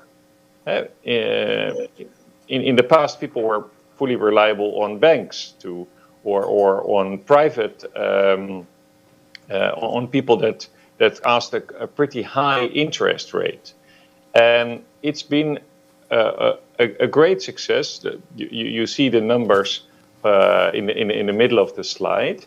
And why has it been so successful? I believe, my conclusion is because it is hardly dependent on actions by other actors. It does not need much help from the governments of countries like Kenya or South Africa or Ethiopia in which it operates. It does not need, it already builds on a development that was already happening. People were already buying solar panels. They will now, in Africa, they only become more available and at a better price. So it's a simple business model. Let's move to the second example, which is a more complicated one, which is the example of Bangladesh. I hope you can show the slide, because I can't see the slide. Mr. Lee, am I correct that we cannot? Yes, we can see your slide from here. We can see it. The second slide. Okay, perfect. I will continue. So this partnership is set up in Bangladesh. It is striving to help small and medium enterprises which produce textiles to do it in a less environmentally damaging way. They currently dump a lot of waste from their production lines. So these are like the dye to dye cotton or polyester. It is being dumped in the river, which basically feeds the capital of Bangladesh, Dhaka, with fresh drinking water. So this is really posing quite a big problem. So the idea of this partnership was that a group of Bangladeshi and Dutch partners would make it much more easy to finance and to obtain cleaner production machines that allow these SMEs to produce in a more clean way. But so far, it did not get very far. And I feel that it would have huge impact. That is not that is very clear. But the impact is something that is can only be obtained if a lot of other external actors cooperate and deliver and take action in unyet chartered territory. So so far, I feel that this partnership is suffering from the complexity of what it tries to do. And it could eventually become a brilliant mistake if the government of Bangladesh and the Bangladeshi National Platform cannot help us cannot help this partnership to gain speed and to make sure that clean production of fashion is incentivized by the Bangladeshi market. I fear that this partnership may at some point simply cease to exist. Now, the last partnership is one that is a little bit of a combination of the two factors that I've been trying to describe. It's a partnership that takes place in Indonesia. It is not yet receiving funding from P4G, but it is very advanced in the discussions with P4G to get funding. And this partnership is very complex because it tries to close the value chain of recycled plastics in Indonesia, a country which currently emits quite a lot of plastic into the ocean, and this is a global problem that everyone wants to finish. So on the one hand, the strength is the brilliance of all the solutions that they try to use to close the value chain of recycled plastic. But on the other hand, just like in the experience of Bangladesh that I have described, it could also eventually crash because of the complexity, because they will need a lot of external help. So to sum up sort of my lessons learned, you have to strike a balance between wanting to achieve impact and with Korean and African or Asian or Latin American partners to solve a complex problem. But if it is too complex, if too many people and actors that you cannot fully influence need to all move into the right direction, there is also a high risk that you fail. So it requires really teamwork between all the partners and to strike a balance between complexity and impact. Thank you.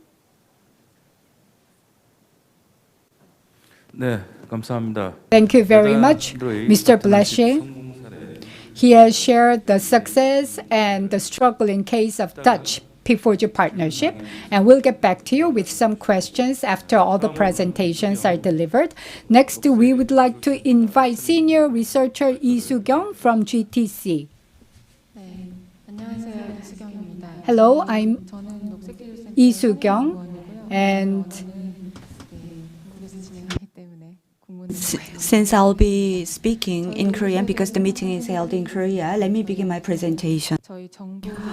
Green Technology Center is a government-funded research institute, and we focus on R&D research, and we carry out policy-related research projects. Based on the R&D technologies, we try to support policy projects home and abroad. Since 2018, we have been carrying out IoT for Mekong Delta P4G project, and based on that, we are planning some additional scale-up projects, but we have not been officially notified by the P4G Secretariat, but we are going to work hard to improve our model, work together with P4G partnership, so we are in the co-creation process. Let me briefly introduce you to today's project. The problem of our partnership is to make contribution to sustainable development. In session 1, CEO Cha Sang-un from WePlat talked about water leak problem in Vietnam. But here we are trying to prevent floods and droughts. No, we are going to resolve problems with water resources, such as flood and droughts, based on our advanced IoT technology. But Mr. Cha talked about water leaks and using IoT technologies to detect water leaks, but our case, it's more related to resolve problems caused by floods and droughts and resolve sustainability issues related to water management. And we might have two outputs to decide what kind of IoT technology would be most helpful for the local area. Second output would be to come up with a scale-up BM model. The second, for scale-up BM model, our research institute took the lead. So we identified the needs, carried out pre-feasibility study, and designed the BM model. Regarding the BM, I'm sorry that I cannot explain the details of our business models. I will explain the reasons as I go. And that is related to climate-related disasters. And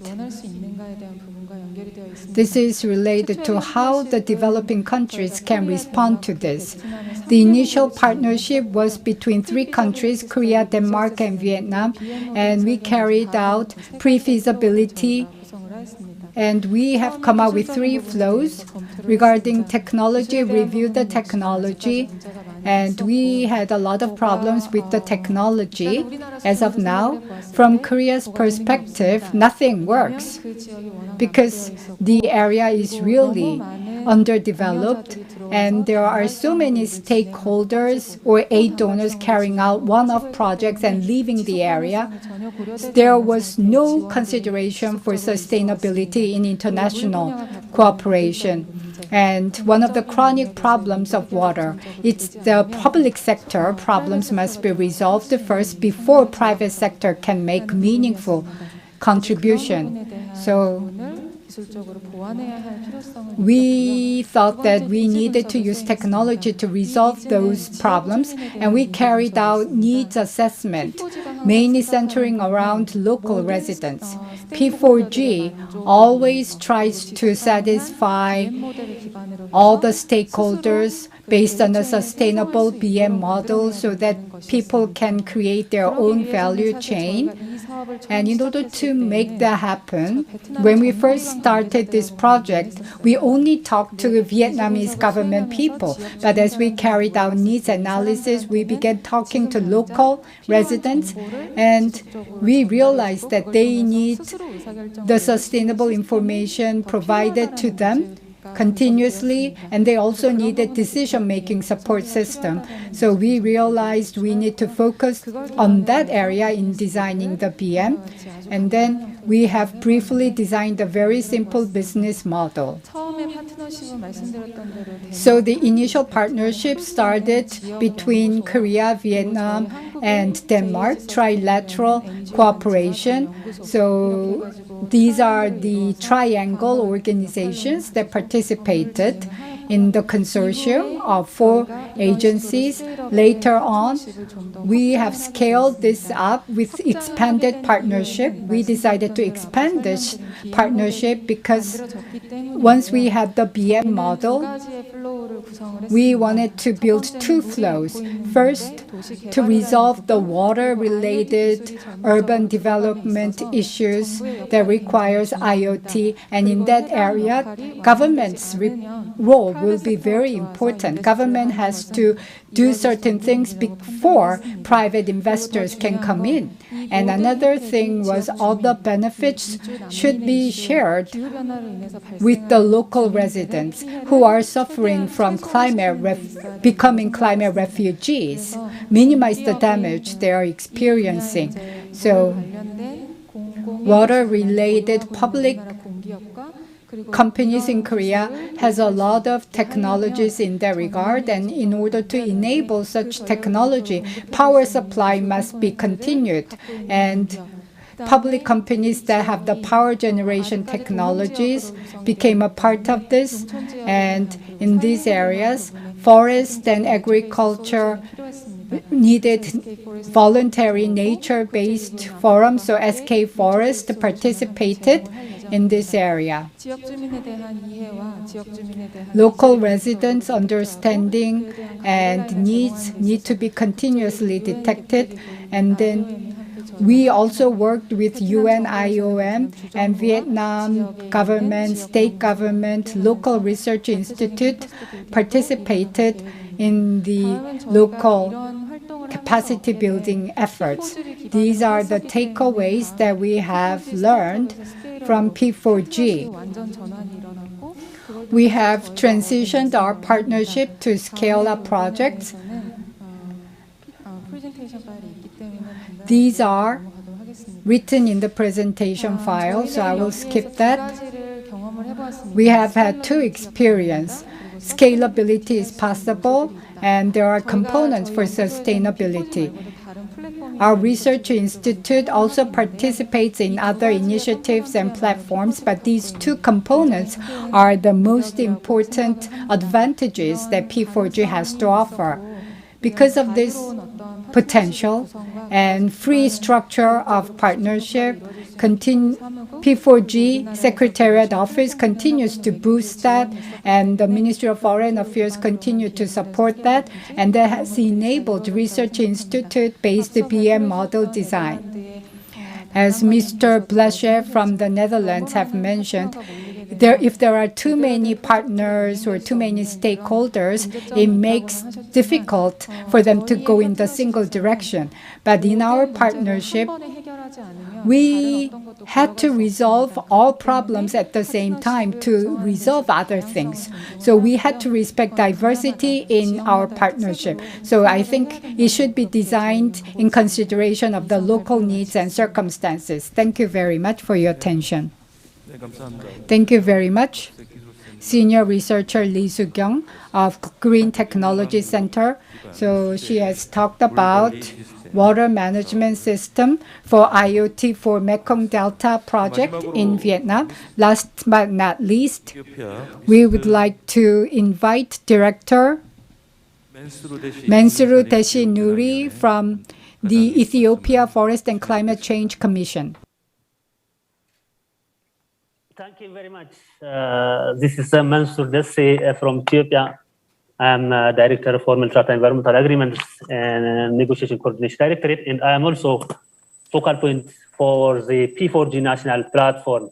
It is my pleasure to see you all here from Ethiopia. Warm greetings from here, Ethiopia. So I would have very few pointers to share with you. I do have a slide. Allow me to share this my slide. Okay, thank you. Just I would like to share you some overview of Ethiopia's P4G national platform, having special focus on our partnership project under the P4G. With Korean partners. So, as repeatedly mentioned from the previous speakers, global commitments, there are global commitments, mainly the Paris Agreement, SDGs, and also there are other things. So Ethiopia has already ratified and also signed these major initiatives, and also make clean and great actions to respond to the signed international commitments. Especially, we have launched Ethiopia's climate resilient green economy, which is a big blueprint to direct all the economic activities into the green pathway. And also we do have the National Adaptation Plan. We have already submitted this one to the UNFCCC so as to respond to the international call for adaptation, especially to the shocks of the climate change. And we recently submitted one of the very ambitious NLC nationally determined contribution in the year 2021, which will acknowledge the important actions that will be taken by the domestic resource and also from the international community. As part of this one initiative, as a part of the global initiative, Ethiopia had joined the P4G as one of the means and instruments to deliver toward the international commitments that we have ratified and also signed. So Ethiopia's P4G national platform came back to the 2017. In 2018, Ethiopia is one of the pioneer or founder of the P4G. I can proudly say that this one, so that Ethiopia is actively also committedly engaging in the P4G process through the Ethiopia's high level segment, high level representatives of Ethiopia. You are seeing from the screen here, Her Excellency President Sahle-Work Zewde, President of Ethiopia, had already joined the P4G Seoul Summit and delivered very, very impressive commitments and also actions and future directions for the P4G. And from the lower side, you can see my commissioner, His Excellency Professor Fukadu Bayena, who is actively engaging in the overall process of the P4G as member of P4G board member, and also just actively engaging in all the process throughout the actions under the P4G.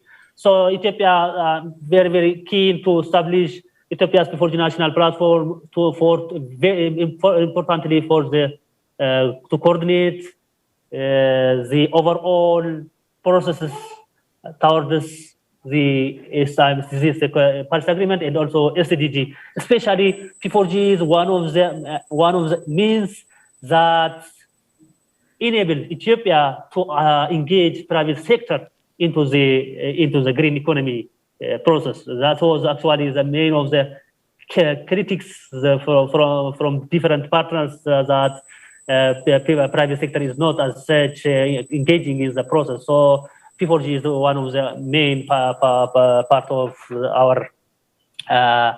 our just means to deliver towards that one. So in this slide, you are seeing some of the existing P4G partnerships which are operationalizing in Ethiopia. Especially, we have focused on the food, agriculture, forestry, clean energy, access especially, and also transition. This is actually because Ethiopia's economy is dependent on the natural capital mainly. Ethiopia's, for example, population dependent on the agriculture. About 80% of Ethiopia's population is dependent on the agricultural activities and also forest activities. That's why we committedly engaging with the Korean Forest Service for the partnership agreement that was actually just highlighted by Mr.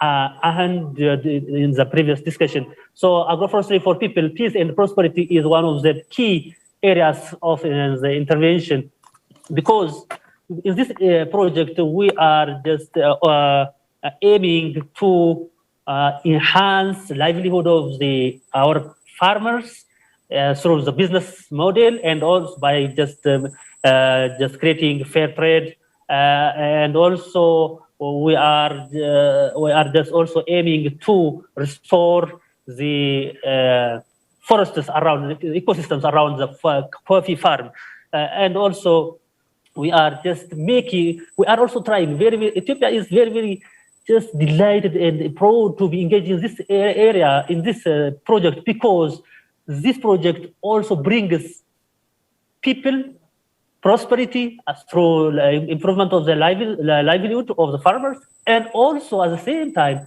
peace through just creating a very viable environment for different ethnic groups that are most of the time that are just conflicting for the resource. So this is a very important issue. That's why we are really engaging in this process, and also why I am also inviting and speaking in this event.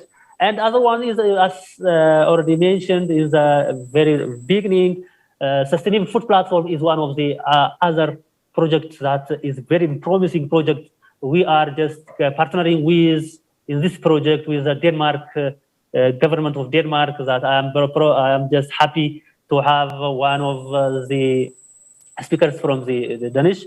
So this project, this also partnership project, is also trying to its best to avoid or just stop hunger, and also create food security. We are also engaging just in the renewable energy, solar systems, and also renewable energy access for our people, especially the African,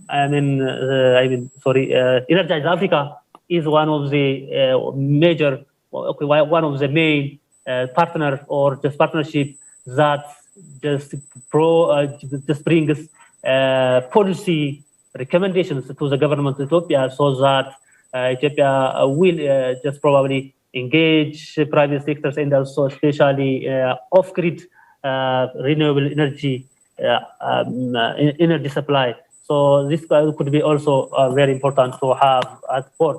Of course, Ethiopia is not only engaging in these 2 or 3 partnership projects, but so far Ethiopia had benefited about 9 P4G partnerships just that are being just exercised and also implemented in Ethiopia. And we do have actually impacts and opportunities in just engaging in the P4G. The P4G pretty much aligns to bring opportunities to countries' priorities by just bringing innovative solutions, and especially the private sector engagement and investment. This is the current very priority agenda of the government. Ethiopia's government now have a homegrown economic reform, in which private sector is one of the major area of intervention. So that P4G can just contribute its own value toward this priority. And also P4G partnerships equally relevant for the supporting the required enabling policies in the relevant sectors and strengthening the market system. In this regard, we do have very nice just policy research and also assessment, just including experience from other countries for which was also actually submitted to Ministry of Water and Irrigation in Ethiopia, so that we are trying to make use of these policy recommendations in partnership with just collaborating with my colleagues from the Ministry of Water and Irrigation. Of course, not only impacts and opportunities, we do have, of course, challenges. Ethiopian Environment, Forest and Climate Change Commission was solely serving as a national platform throughout the last 3 or 4 years. Now we are trying to just engage not only public sectors, but also private sector, civil society organizations, and all other actors around green economy and also climate actions. So the private sector is still opening up, which has been a challenge, and there is still the need to engage competitive and complementary business partners. So P4G becomes now, of course, it tries its own part in this regard, but it is still a challenge.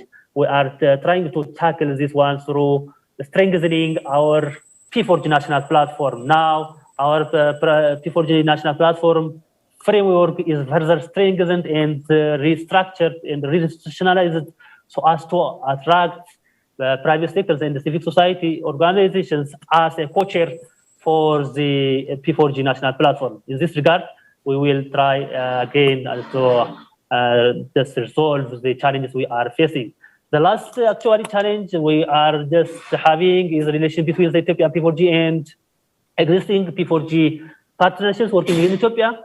We are actually trying to closely work with the P4G which are working in Ethiopia, but actually we would like to further strengthen, and Ethiopian national P4G platform is willing to further engage and closely work with them and support whatever the challenge they face, and also to know exactly really whether the P4G that's actually mobilized from the P4G hub or provided from the P4G hub is just implemented on the ground.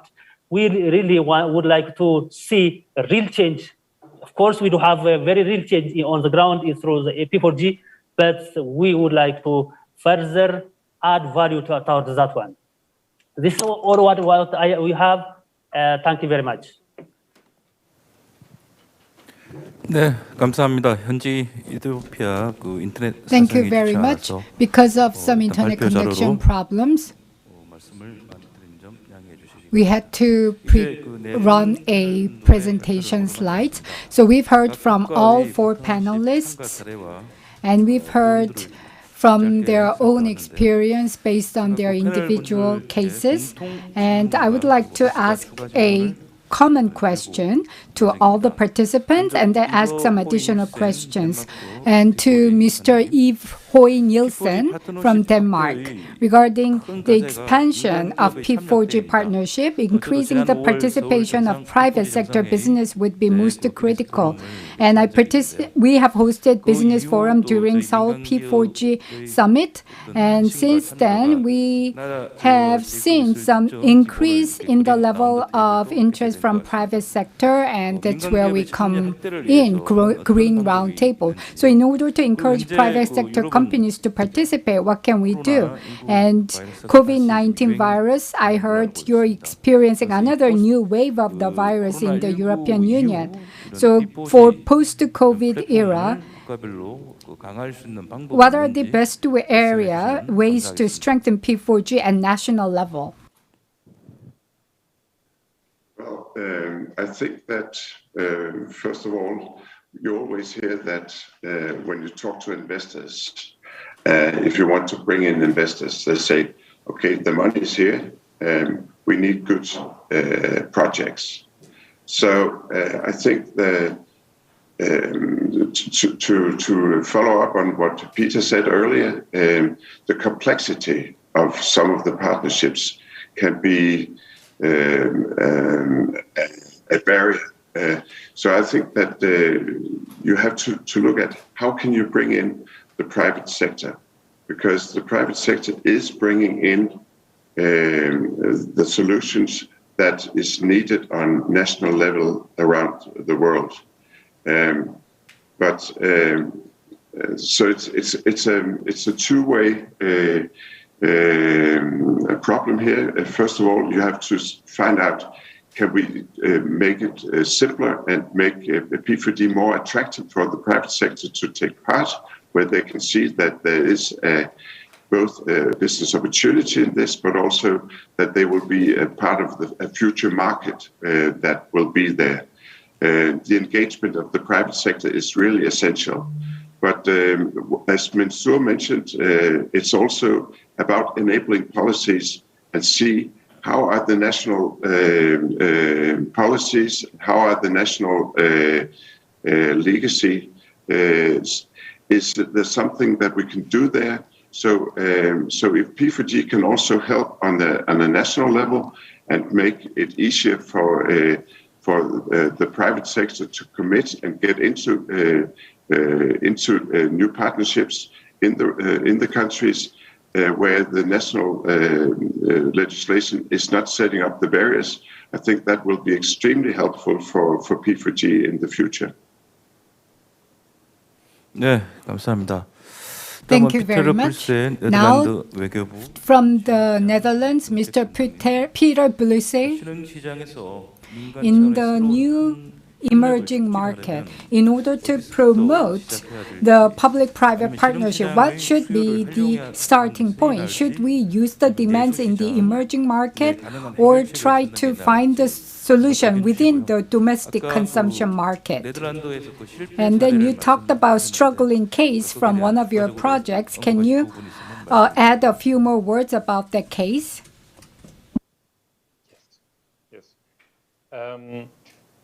So I believe, and I recommend to the national platform in Korea to take as a starting point the demand for solutions wherever they come from to contribute to P4G partnerships. So I feel that if you talk to well-established national platforms, like the one in Ethiopia or Kenya or in Indonesia, I think they can very concretely describe what they are trying to achieve and what they need from the rest of the world to create a fitting solution. So I would always take that as a starting point, and not I would not take as a starting point what countries like Denmark, the Netherlands, or Korea are good at, and then look around the world to try to find a fit. I find that then you end up to risk to force a solution that may not really fit the local environment. Yes, a little bit more about the experience in Bangladesh. We feel so far we don't receive enough traction at the public Bangladeshi level. So as I tried to describe, the solution that the partnership of Dutch and Bangladeshi partnerships have formulated looks really great on paper, but somehow it has not yet convinced decision makers inside the Bangladeshi authorities to say, okay, yes, we will incentivize businesses to produce in a more sustainable manner, because as soon as that would happen, I sense that the demand for the solution that is ready would accelerate pretty fast. So for reasons not yet completely clear, we are trying to have a good discussion about this, but for reasons that are not yet clear, the solution that Bangladeshi and Dutch partners have developed, using that solution there's no real incentive on the side of the market. So that is, I think, an important factor. It needs to be attractive to use the solution that partnerships provide, not just from a technical point of view, but also from a business point of view. It needs to be financially attractive. And that is perhaps not yet fully the case in Bangladesh, because the market does not yet strongly incentivize green textile production. Thank you. 네, 감사합니다. 다음은 Yes, thank Mr. you. Mansur Now, Desi, Director Ethiopia, Mansur Desi from Ethiopia Forest and Climate Change Commission. Well, common question as well as separate question. P4G is definitely helping in responding toward the climate actions. Can you briefly mention how Ethiopia is getting help from P4G to tackle climate change? Thank you very much. This is a very important.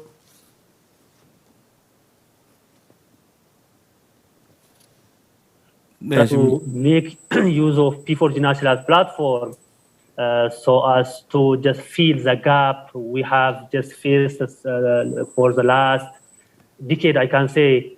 Ethiopia launched its climate resilient green economy strategy in 2011. And it clearly outlined the need for engaging private sector into the action, but this was not the case in the last just several years. After just joining the P4G, this P4G platform is one of the instruments that attract private sector to engage in the green economy and also especially in responding climate change actions, especially climate change mitigation.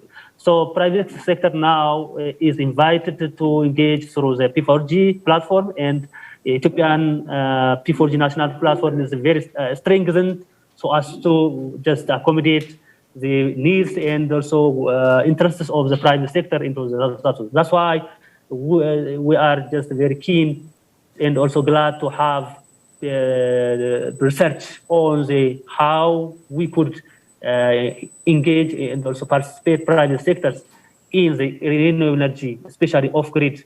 That was also, that was being developed by the Energize Africa. So our main area of just challenge is to having private sectors into the climate change actions. So this P4G can help and also support in that regard. That's why. Thank you very much. 네, 감사합니다. 마지막으로 Thank you 우리 very 이수경 much. Last but not least, Senior Researcher Lee Soo-kyung. 실질적으로 P4G의 스타트업 스테이트 오브 아트예요. So you are the only institution that has participated in state-of-the-art project of P4G. So if you have any experience that you would like to share with us. Actually, P4G was quite unfamiliar to us at first, but the Korean president has hosted P4G summit this May, and that became a milestone. And in October this year, the Korean government has declared carbon neutrality goal, and globally, we began enhancing our national targets, and now the private sectors are more encouraged to participate in climate action. Thanks to such level of interest, we were able to resolve many of the issues that we had to carry out scale-up projects.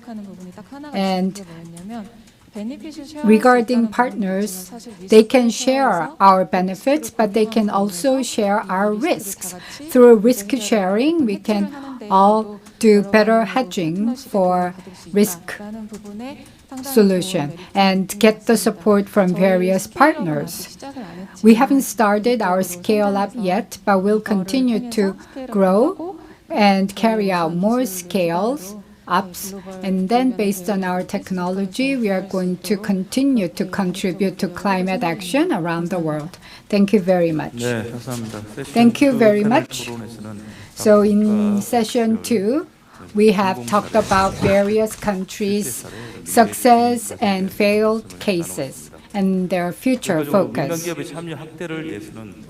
To encourage private sector companies to participate, it comes down to what kind of incentive should be provided. Thank you very much, all the panelists.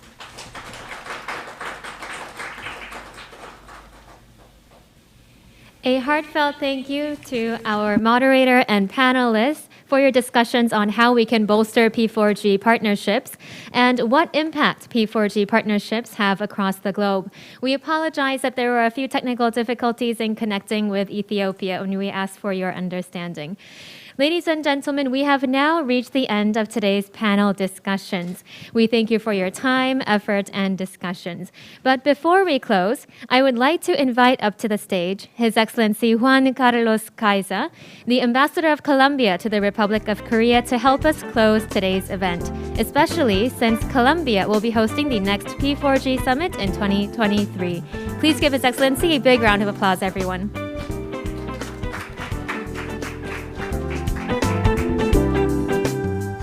Thank you. Thank you so much for the introduction.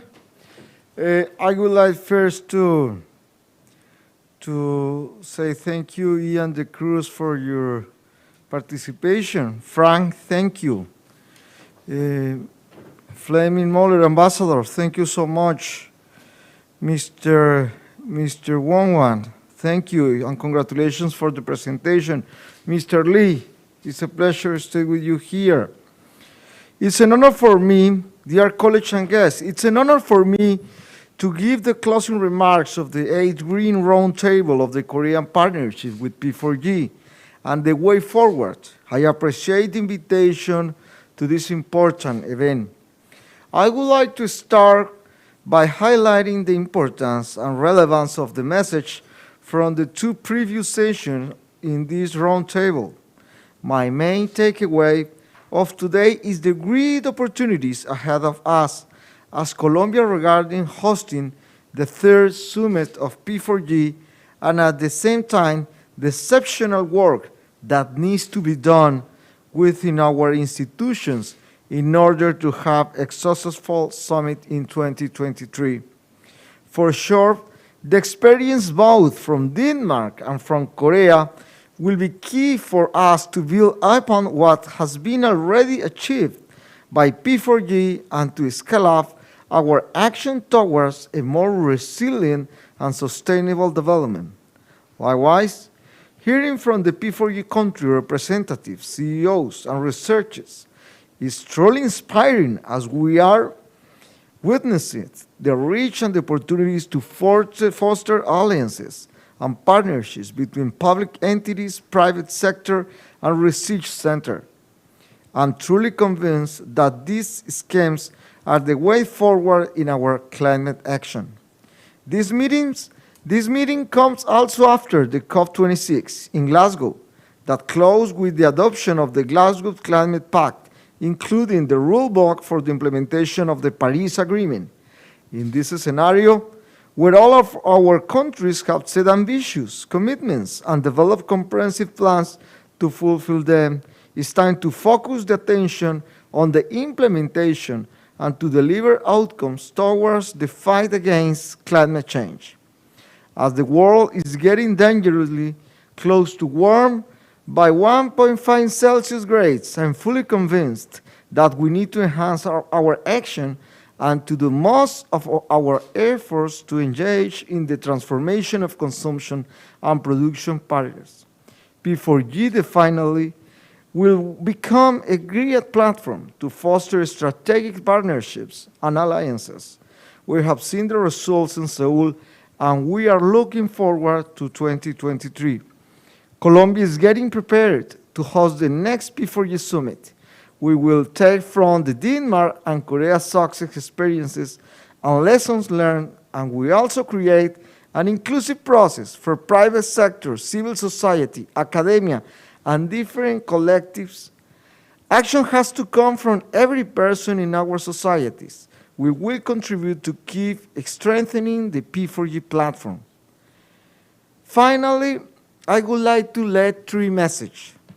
Number 1 message is very curious. If you review the ranking of, for example, innovation or around entrepreneurship, appear in the first 15 positions, for example, in innovation, around 4 or 5 countries of Asia. Korea was located in the last summit. But if you review in the same way, in innovation and entrepreneurship, Scandinavian countries appear all. It's very curious. But one team of Scandinavian countries and one good team of Asian countries appear in the first 15 position. It's very curious because the next challenges around food, around climate change, around energy, around water, will be in Colombia, in Latin America. And Latin America is investing projects around smart farms, bioeconomy, energy, water. In that way, we need to move in January to create the Troika alliances to learn and connect to prepare in the best way P4G in Colombia. Second, I would like to say thank you, Forest Ministry. The event with the Forest Ministry 1 month ago, wonderful. Thank you for this event and learned a lot of best practices that I would like to apply to Colombia. And finally, I would like to say thank you, P4G, Leila, Mr. Cruz. You are supporting Colombia from Washington.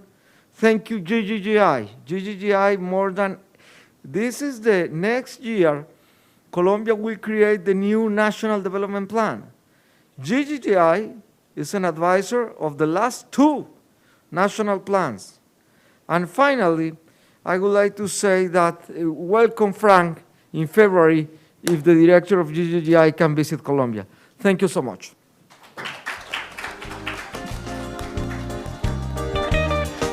Thank you, Your Excellency, for your very kind remarks.